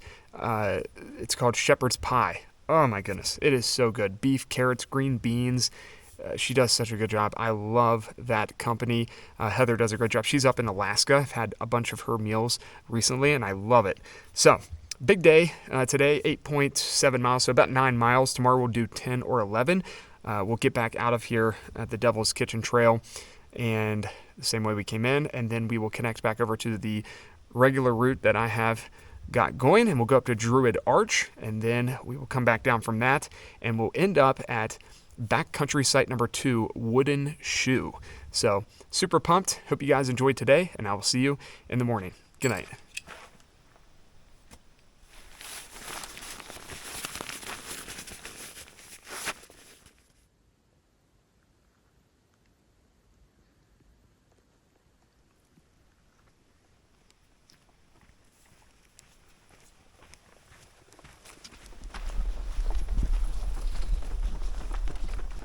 Good morning. Day 2 out here at Canyonlands National Park. How about that sunrise coming over the canyon right now? It is 8 o'clock a.m. I have broke camp and back on trail after a great night's rest back there at Devil's Pocket backcountry site number 1. And it was like a sound deprivation chamber back there last night. Absolutely no sound, no wind, no birds chirping, nothing. So really, really neat.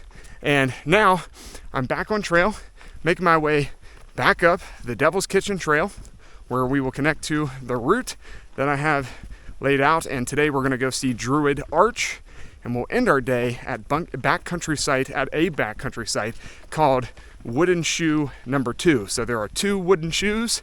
I'm at number 2. It's the higher camp. Should be really nice. About a 12-mile day.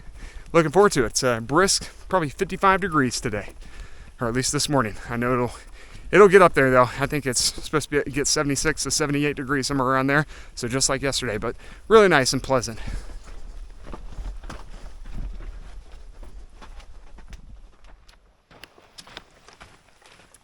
All right, that is the chute I've got to get up and over. Nothing like a nice climb to start the morning.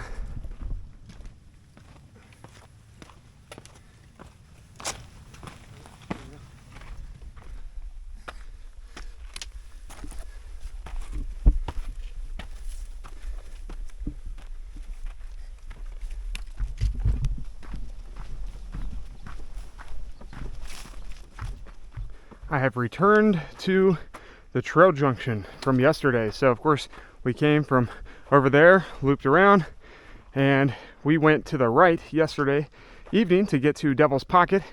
But today I'm going to continue on the Devil's Kitchen Trail over here to the left, and that gets us back on our 25-mile route. That is a complete loop here at Canyonlands. I wanted to confirm something I learned last night in the Canyonlands guide that I picked up at the visitor center yesterday. These cairns out here are actually put out by the National Park Service. I wasn't sure because I saw on some of the beta that I was reading to understand this route a little bit more, yes, have a downloaded offline map, but there are a lot of cairns around. I'm like, well, cairns can be really confusing because if hikers are out here just stacking rocks, you could go completely off trail. So I learned that the National Park Service actually puts these out here, and obviously they encourage us hikers not to build new ones or stack more rocks.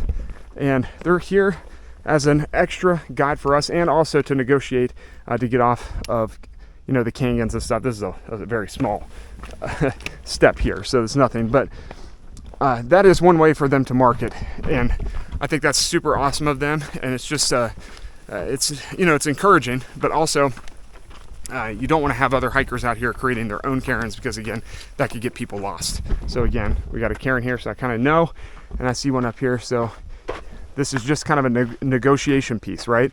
Obviously this is probably the easiest path, but you kind of look around to see which way you want to go. You just know that you need to be somewhere where the cairn is, and you see how you could just get lost. You could go this way, but we got a cairn here, which is great. So, all right, enough about cairns. I just wanted to get that off my chest because I thought that was really neat that the National Park Service is the one who actually did this out here.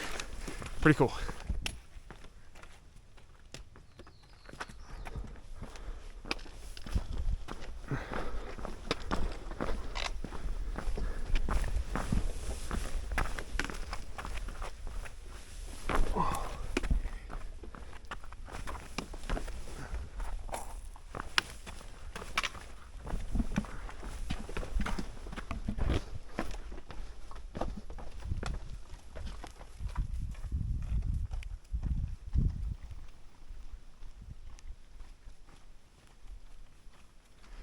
I have come to a trail junction. I'm going to continue left on the Joint Trail Road. It's a big sandy, washy road here, and quite lovely to hike in, to be honest.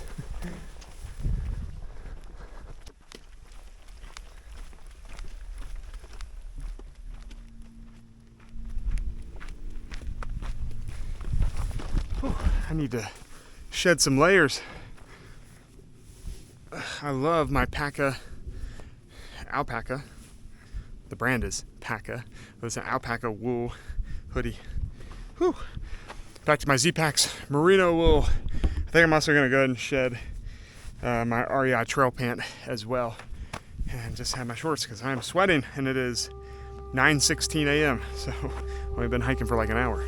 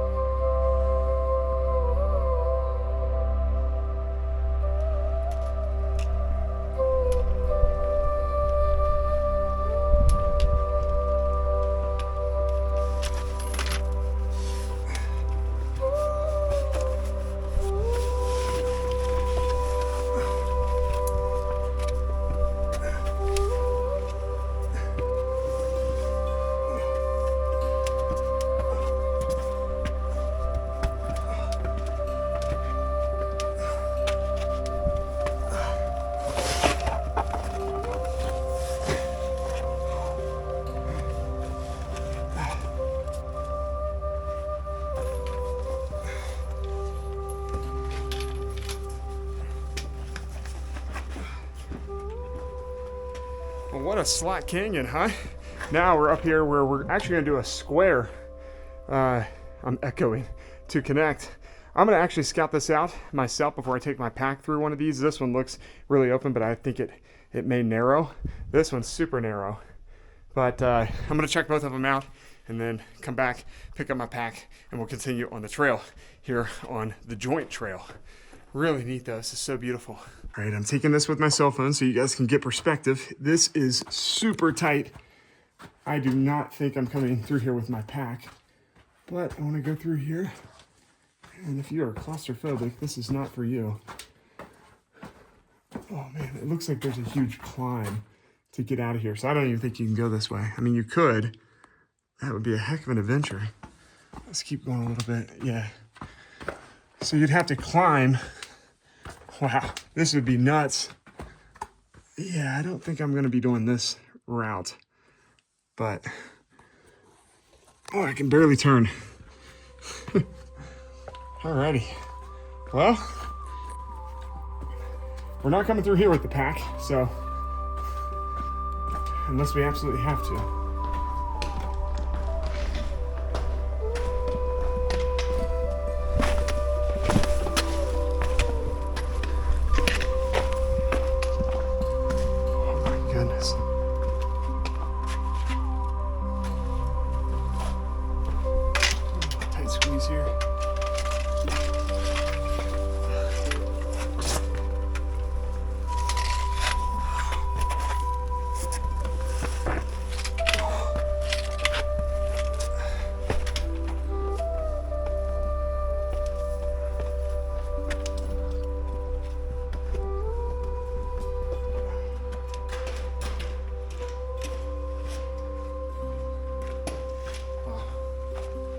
This section of trail is just amazing.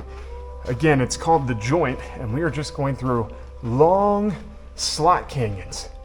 I mean, these things are massive. And I'm really thankful my pack and myself can fit through this one. It's perfect size. Oh my goodness, this is so neat.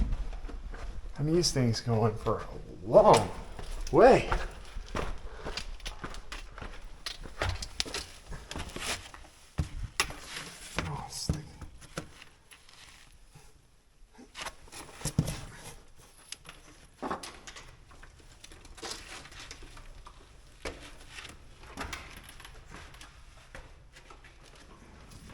Figured this would be a good time for a snack.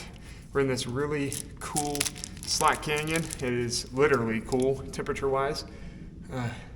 Before we head back out in the sun, I think we got a couple more, maybe another half mile of slot to get through, but little beef jerky stick. 10 a.m. beef jerky stick. Love it.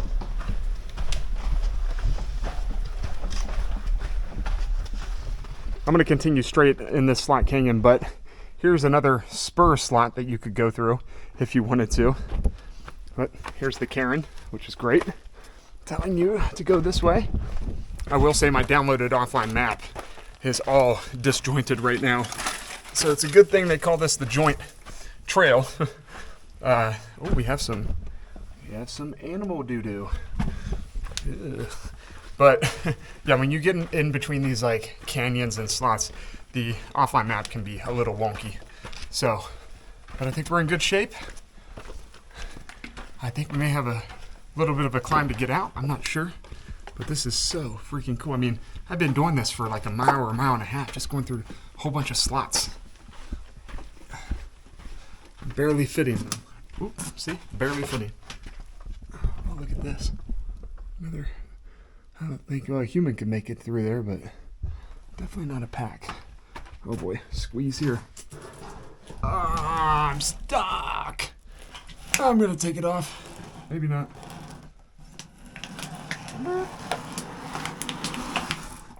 Made it. The good thing about the Z-Packs Arcall backpack that I have, it is made of Ultra 200 fabric, so it's very hard to rip. I'm not too worried about it at all. Oh yeah, that may be the last of the slots. Looks like we are going to make our way up and out. Incredible section of trail.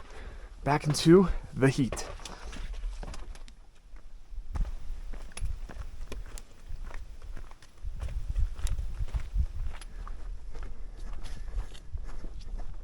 Here is Chesler Park Backcountry Site number 2. It's back in there, I believe probably up against the boulder, around the boulder. We are continuing though here on the joint trail, and we have about, I think, like 3 or 4 miles to get out to Druid Arch. So we will cut up right, and it is an out and back. So it's, I think it's like 4 miles total to go up to Druid Arch and back, and then we'll continue on the route. So I made it to the trail junction. Left, you continue on the Chesler Park Trail. This is also the Chesler Park Trail, so it's kind of like a loop. But you'll see Druid Arch, 3 miles this way, and that is where we're headed. This is still on the loop route that we are doing, but then we're going to turn right to go off route to get up to Druid Arch, and then back down, and then continue the loop.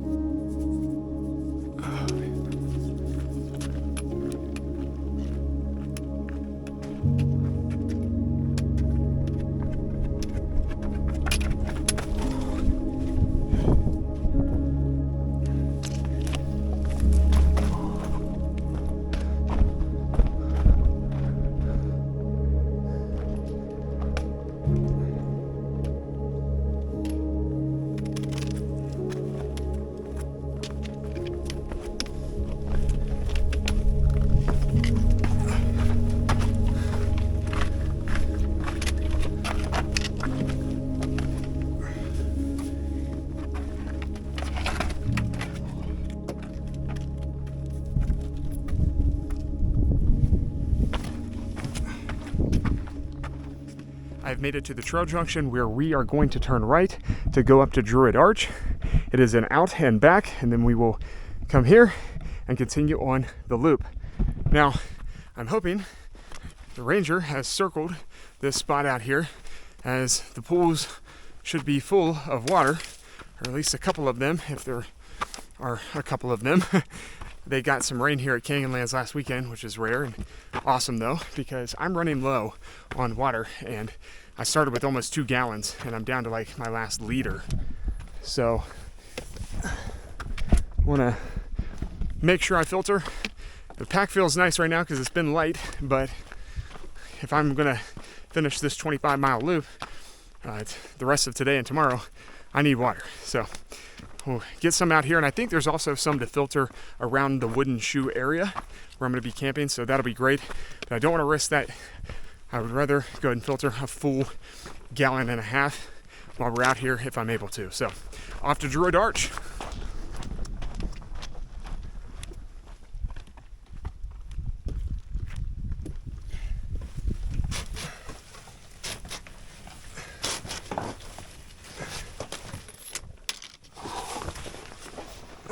I found a little pool of water heading up to Druid Arch. I'm not going to filter here. Obviously, if I have to, I'll when I come back, I'll do it. But I think there's going to be a larger pool that we can draw from. So, by the way, I forgot to mention, I am on the Elephant Canyon Trail now to get out to Druid Arch, and then we'll make our way right back. Like I said, this is an out and back. It's kind of a dead end, but I'm looking forward to seeing Druid Arch. It's massive. Don't mind my hat, I'm being goofy right now, blocking the sun.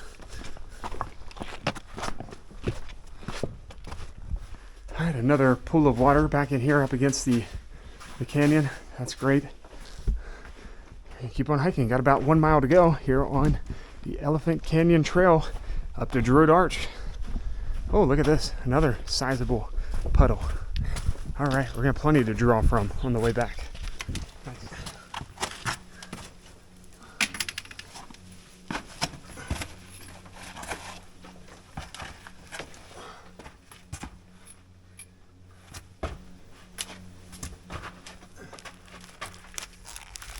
Pumpkin seeds with sea salt.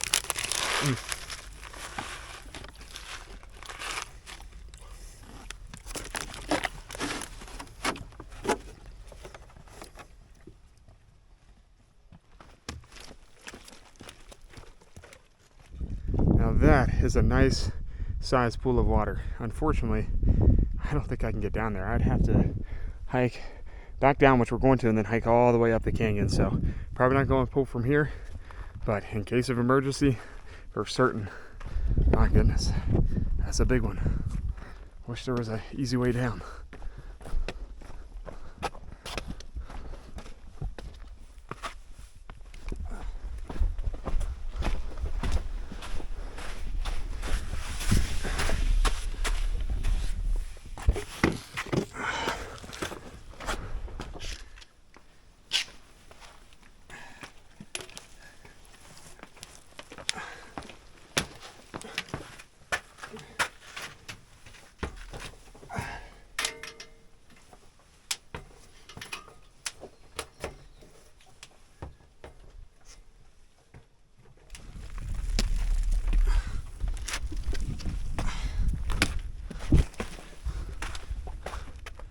Well, this is pretty technical to get up. Just a bunch of huge boulders, loose rock as well underneath those. And it's kind of hard to film, not gonna lie. I'm not even using my trekking poles, just using my bare hands. Whew.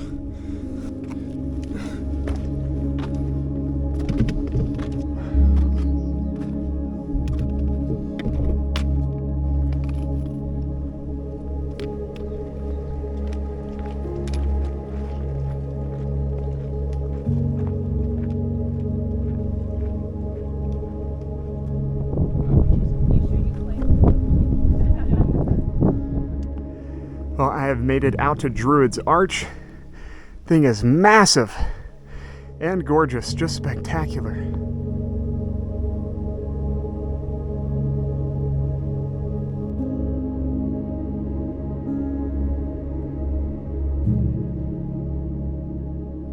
All right, not my preferable water, but gotta make it work.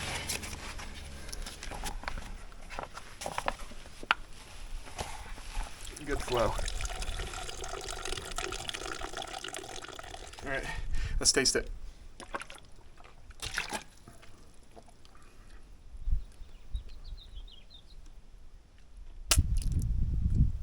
A little earthy.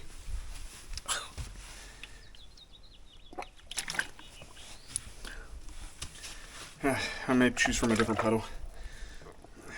Yeah, not the greatest.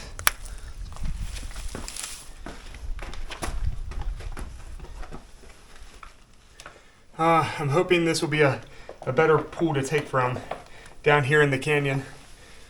It looks gross, but oh, it is cold though.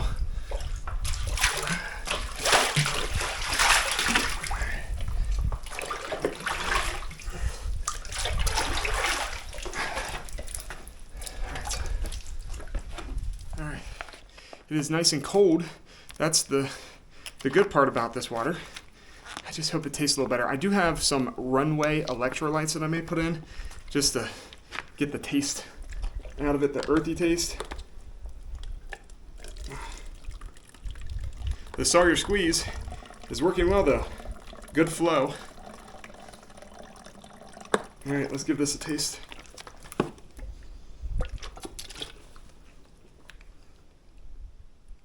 Yeah, it's gonna have to work. A little bit better, I think, but still earthy. It's nice and clean though, no junk in it. All right, I've got a lot of work to do. I gotta fill up 2 1-liter bottles and my gallon jug, so I'll see you in a little bit. By the way, we down climbed from Druid Arch. I didn't show any of that because it's just too chaotic. Super steep. It's just been crazy. So I'm gonna filter water, catch you back on trail. Water is filtered. I did 2 liters, and then I filled up about 1/4 of my gallon jug. I figured I could get more water down at the wooden shoe, and that way I don't have to do a huge haul. I also put my alpaca wool hoodie on, sun hoodie, whatever you want to call it. It's 100% alpaca though, and took my merino wool t-shirt off. You probably think I'm crazy to put wool on, but this is amazingly adaptable. Like I can feel the breeze hitting me through the fibers and the wool, so I am nice and cool, and I'm completely protected from the sun because I have been in it today for a while. And now I'm just making my way back down the Elephant Canyon Trail, and once we get out of Elephant Canyon, we will continue on the loop. So Druid Arch was really cool, by the way. That was just spectacular. It's huge, massive. Also, about the water, it's not the greatest tasting. It's like kind of earthy, but I filtered it through the Sawyer squeeze, so we're good. I do have some Baja Gold mineral salt and some RNWY runway electrolytes that I can put in it, and both of those will flavor it and make it taste a little bit better. So that's that. All right, let's get back over to the trail junction. It is a little bit hot right now, 80 degrees probably, middle of the day.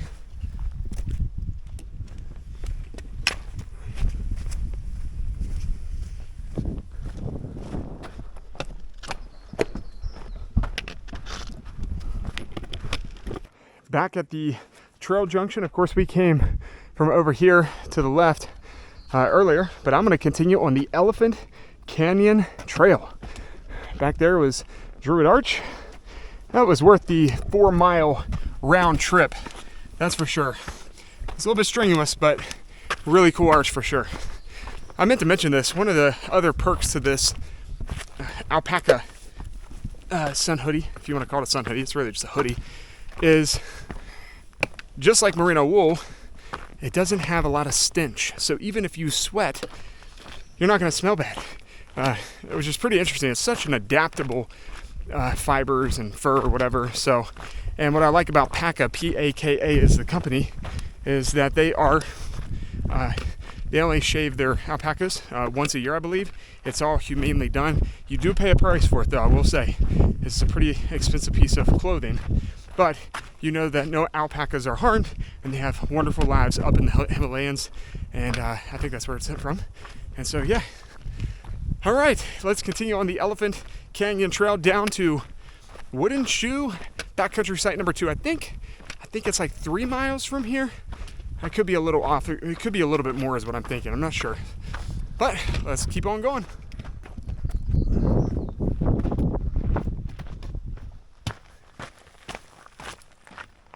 Made it to the next trail junction. I'm going to make a sharp right here. You can see Needles Campground where I parked is 5.9 miles away. That is, if you shortcut it though, of course we're taking, I believe, the Lost Cove, or Lost something. trail. I'll put it up on the screen right now tomorrow to get back around to finish the loop. But in case I need it, I'm 6 miles away from where I parked. What else was I gonna say?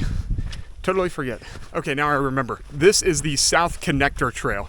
So, of course, day one yesterday, we were on that North Connector Trail to get over to, I believe, Devil's Kitchen.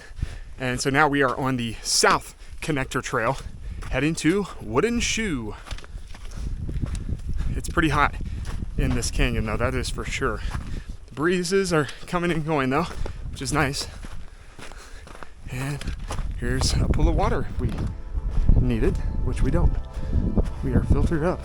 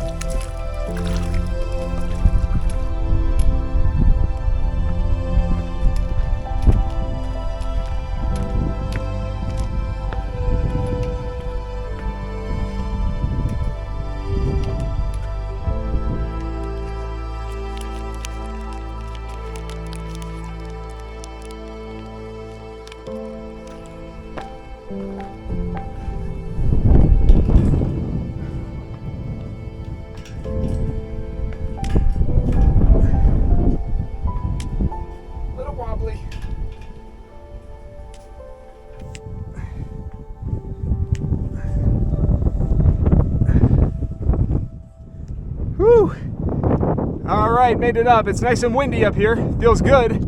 That's a heck of a climb, though. Whew.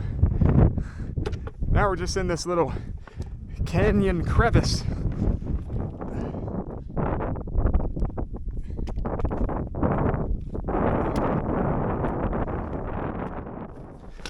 Up one ladder, and we're about to go down another. Let's see how tall this one is. Not as tall, probably only like 10 feet. Sweet.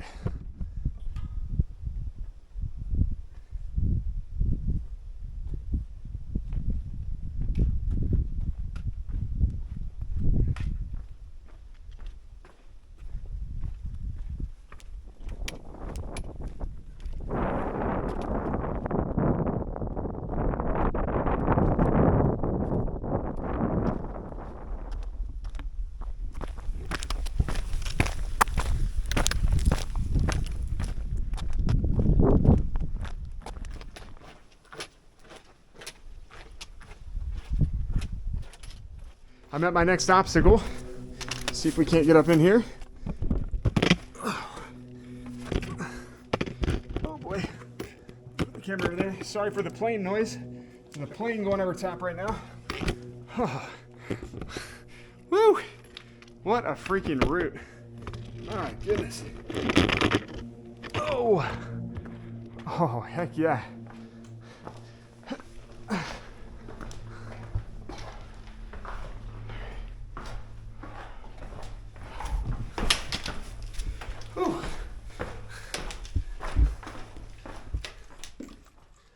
Oh, I already took the pack off, and you can see how I've not gotten through here without squirming.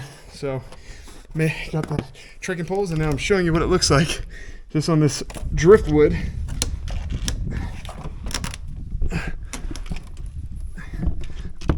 Let's see, get balance. All right. Oh, we've done it. Whew. At the trail junction, I'm heading right on the Wooden Shoe Canyon Trail. Over here, if I turn left, it is the Big Spring Canyon Trail. So we are going right and entering the Wooden Shoe Canyon, almost to camp in the heat of the day.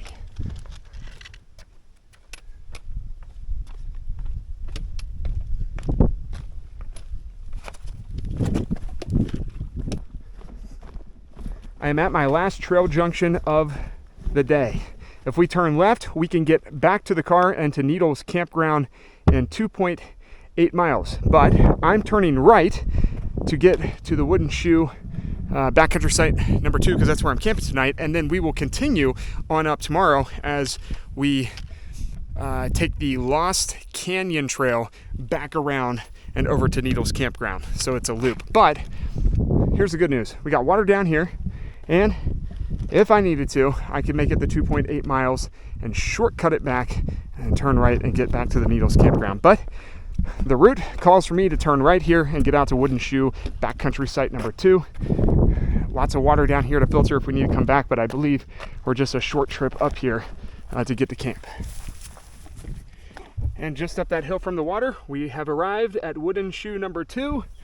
Tomorrow I will continue down that way on the Lost Canyon Trail. Let's go check out the campsite. I actually dropped my pack back here just a second ago to get a look at it. Not as good as last night, that's for sure. We got the sun just blazing down on us here around 5 o'clock, and I've had enough sun for today. I've been hiking for 9 hours, so it has been a big day. And back in here is where real camp is, so I don't think I'm gonna be pitching over here with that sun. I know when the sun goes down a little bit, it won't be that bad, but I actually like this spot right here. May pitch the tent right here. But this is camp, Wooden Shoe number 2. Very nice, with water just down the hill. Love it. What a day. Day number 2 in the books here at Canyonlands. Let me go over the stats today. All right, we're up to 23.1 miles. So yesterday we did 8.7, we'll round up to 9. So that means we have done, what, 14 miles today. This is a 14-mile day. I thought it was going to be 10 to 12, so we did an extra 2.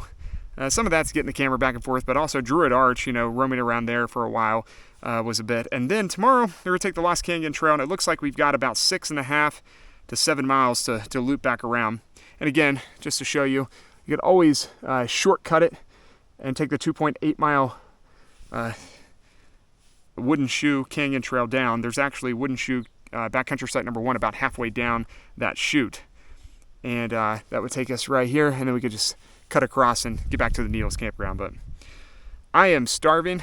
Tonight is the last night, and I'm thinking I'm having 2 backpacking meals. I only have 3 left, so I'm probably going to eat 2 of those.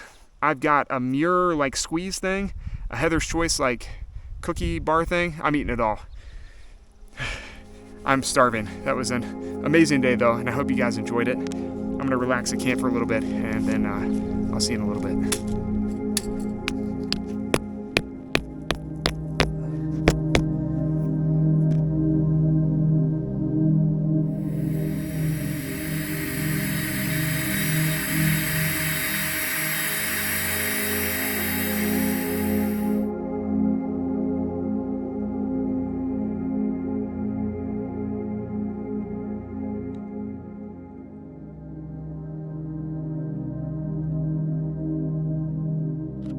Alright, food that we have left to choose from. I got 3 wild Zoras. We got the Baja Citrus lentil, the Greek Garden lentil, and the Fiesta beef.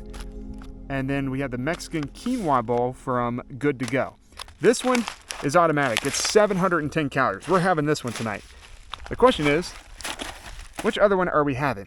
And I think I'm going to go with Fiesta beef. So that'll get us up, that's 400 calories. So that'll get us up to over 1,100 calories. Plus, I've got some goodie snacks still left, some Muir Energy. I also have like a little cookie in there from Heather's Choice beef stick. But I am going to be rehydrating this first. And I'm using my MSR Pocket Rocket 2. This is my stove. If you're not familiar with my channel already, been using this thing since day 1. Flips out just like that. Screws on. A little bit of fuel left. All right. Make sure we pour the water here.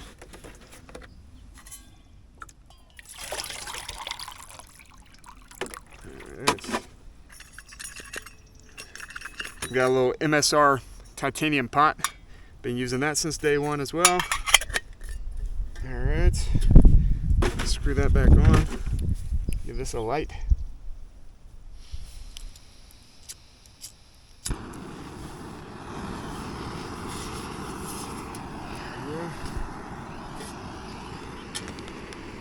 So this is gluten-free and vegan. I'm not either, but I really like Good to Go's meals, and this has got butternut squash in it, black beans, mole poblano sauce, and I mean everything on here you can pronounce and is a regular food, which is amazing. Agave nectar, poblano pepper, onion, butternut squash, dried tomato flakes. Oh, it's gonna be ridiculous. Look at that. So good. Ripping out a beef stick while I wait for this to rehydrate.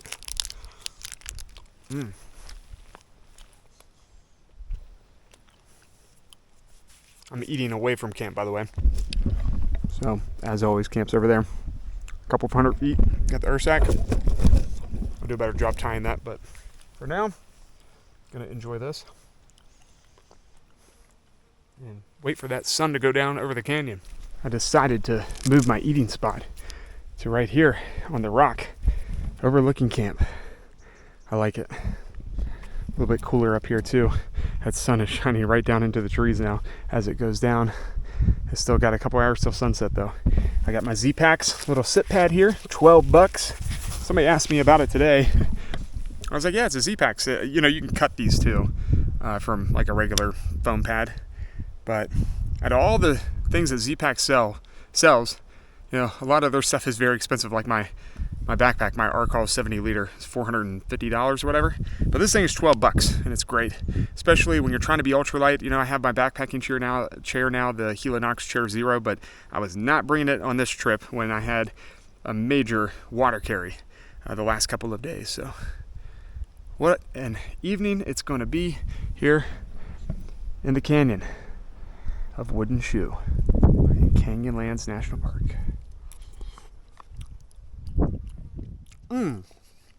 Get out of here, fly. I think I've had this one before. Wow, it's good.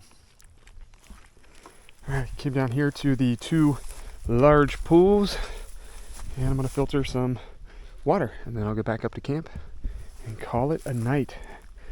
I'm looking for a decent spot. I guess this will work.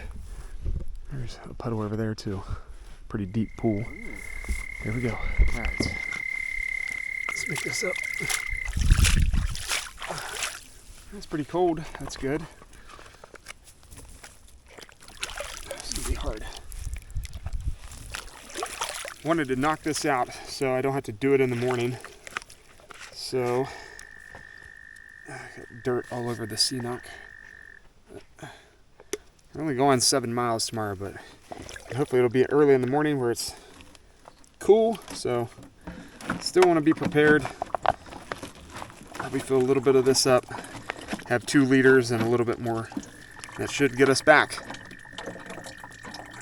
to the trailhead.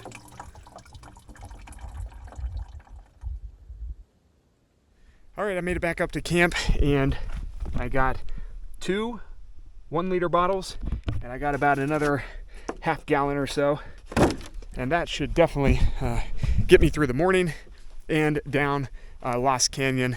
If not, I believe there are a couple of more puddles that we can filter from, but I think that should be good to get us back to home base tomorrow morning. Ignore the hair, by the way, it is atrocious. I don't know what's going on. But yeah, glad the water sources were available here in the desert, in the high desert. We're at like 5,000 or 6,000 feet in altitude, and they got a fresh rain, like I mentioned. So thank goodness. All right, it's almost time for bed. 8:00 p.m. and I am in my tent, ready to call it an evening. The sun is setting over the canyon, beautiful blue skies. I actually ended up putting on my rain fly, so I'm in here, tucked in, ready for bed.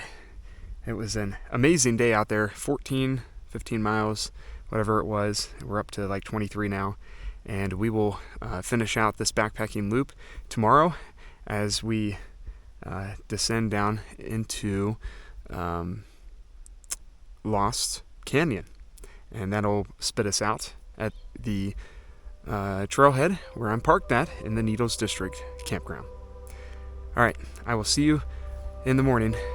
Good night.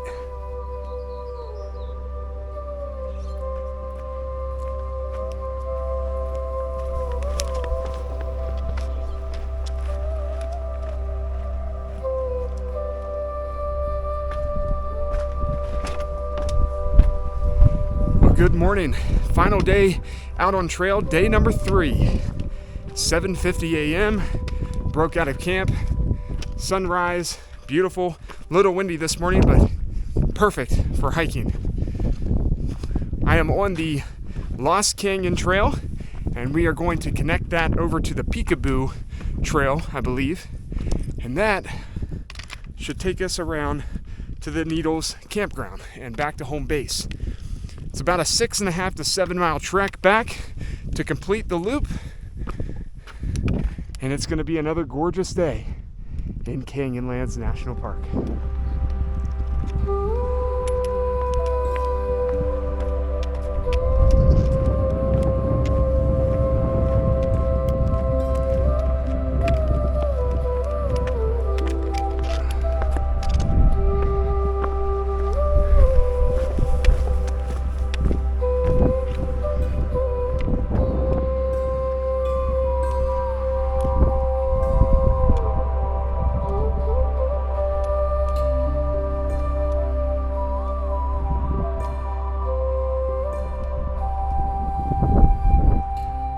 Descended down into the canyon. I couldn't even film it. It was just so steep. There wasn't a ton of cairns really giving me any kind of solid direction. But now we are in the Lost Canyon, and I think I should be okay. I see some cairns up here. So we just kind of basically went straight down. That was pretty rough. As we finish off the loop today, I think this would be a good time to say this is an advanced to an extreme level of backpacking. I wouldn't say extreme, but it's definitely advanced. Takes some navigation skills. There's a lot of technicalities for sure, navigating through your way through the canyons and the slot canyons as well. Obviously, I've had to take my pack off multiple times, move it up and come back and get trekking poles and other stuff. So you got to be careful out here because Canyonlands has zero service. Now I have satellite with my iPhone and all that, and I've been texting my mom every night when I get to camp, so you do have that available. Obviously if you have a Garmin InReach, that would work too, but just know these are very primitive and very way out there territories that you're hiking in.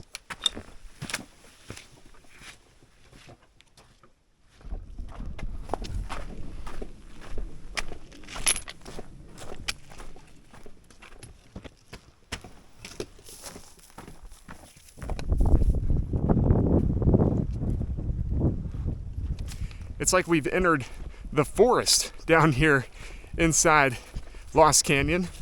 Look at this. I mean, it's almost like we're not in the desert, except the sand is a dead giveaway. Really neat terrain. We haven't seen this all trip long.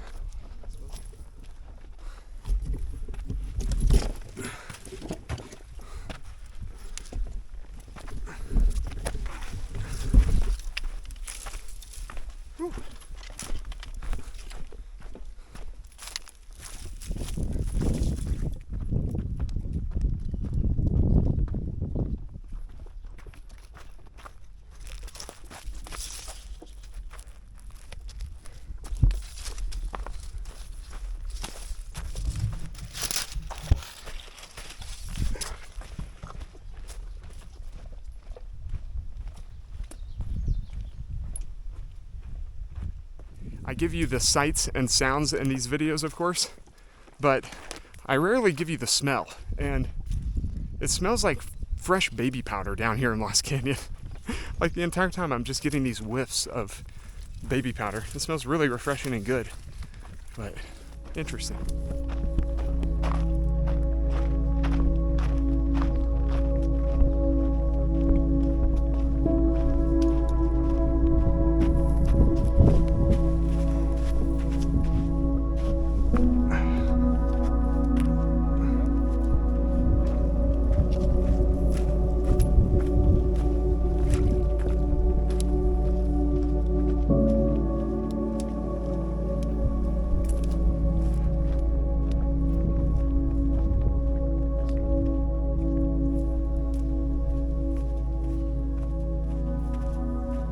Trail junction, I am turning left here. You can continue on the Peekaboo Trail to the right. I'm going to be on the Peekaboo Trail to the left, and we have 6 miles to Needles Campground, home base. I have just been hiking in this super sandy wash. There's no real trail. You're just kind of looking at this kind of terrain a lot of the time. But had my downloaded offline map and double checked every 5 to 10 minutes, and pretty easy. You just hike up the canyon. That's essentially it. I think we're coming to a dead end over here anyway. So turning left, 2.8 miles to Needles Campground. Finish off the loop.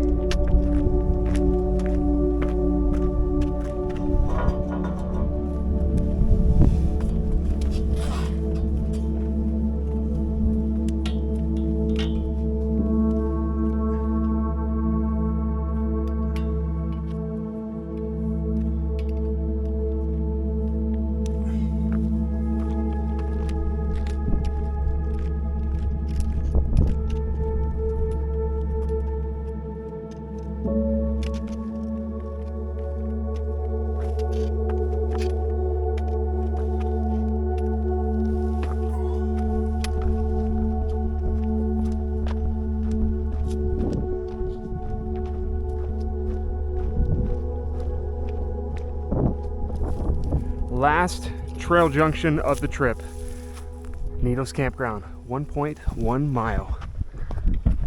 Our final mile. Woo! Awesome. What an incredible trip it's been.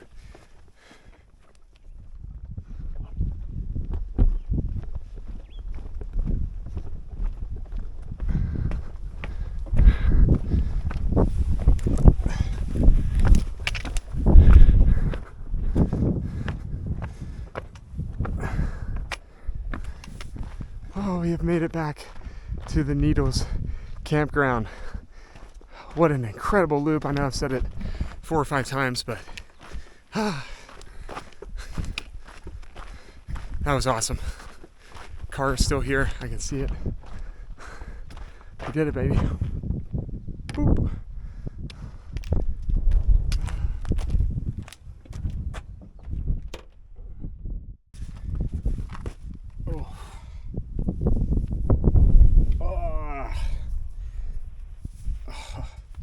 Ooh, getting hot.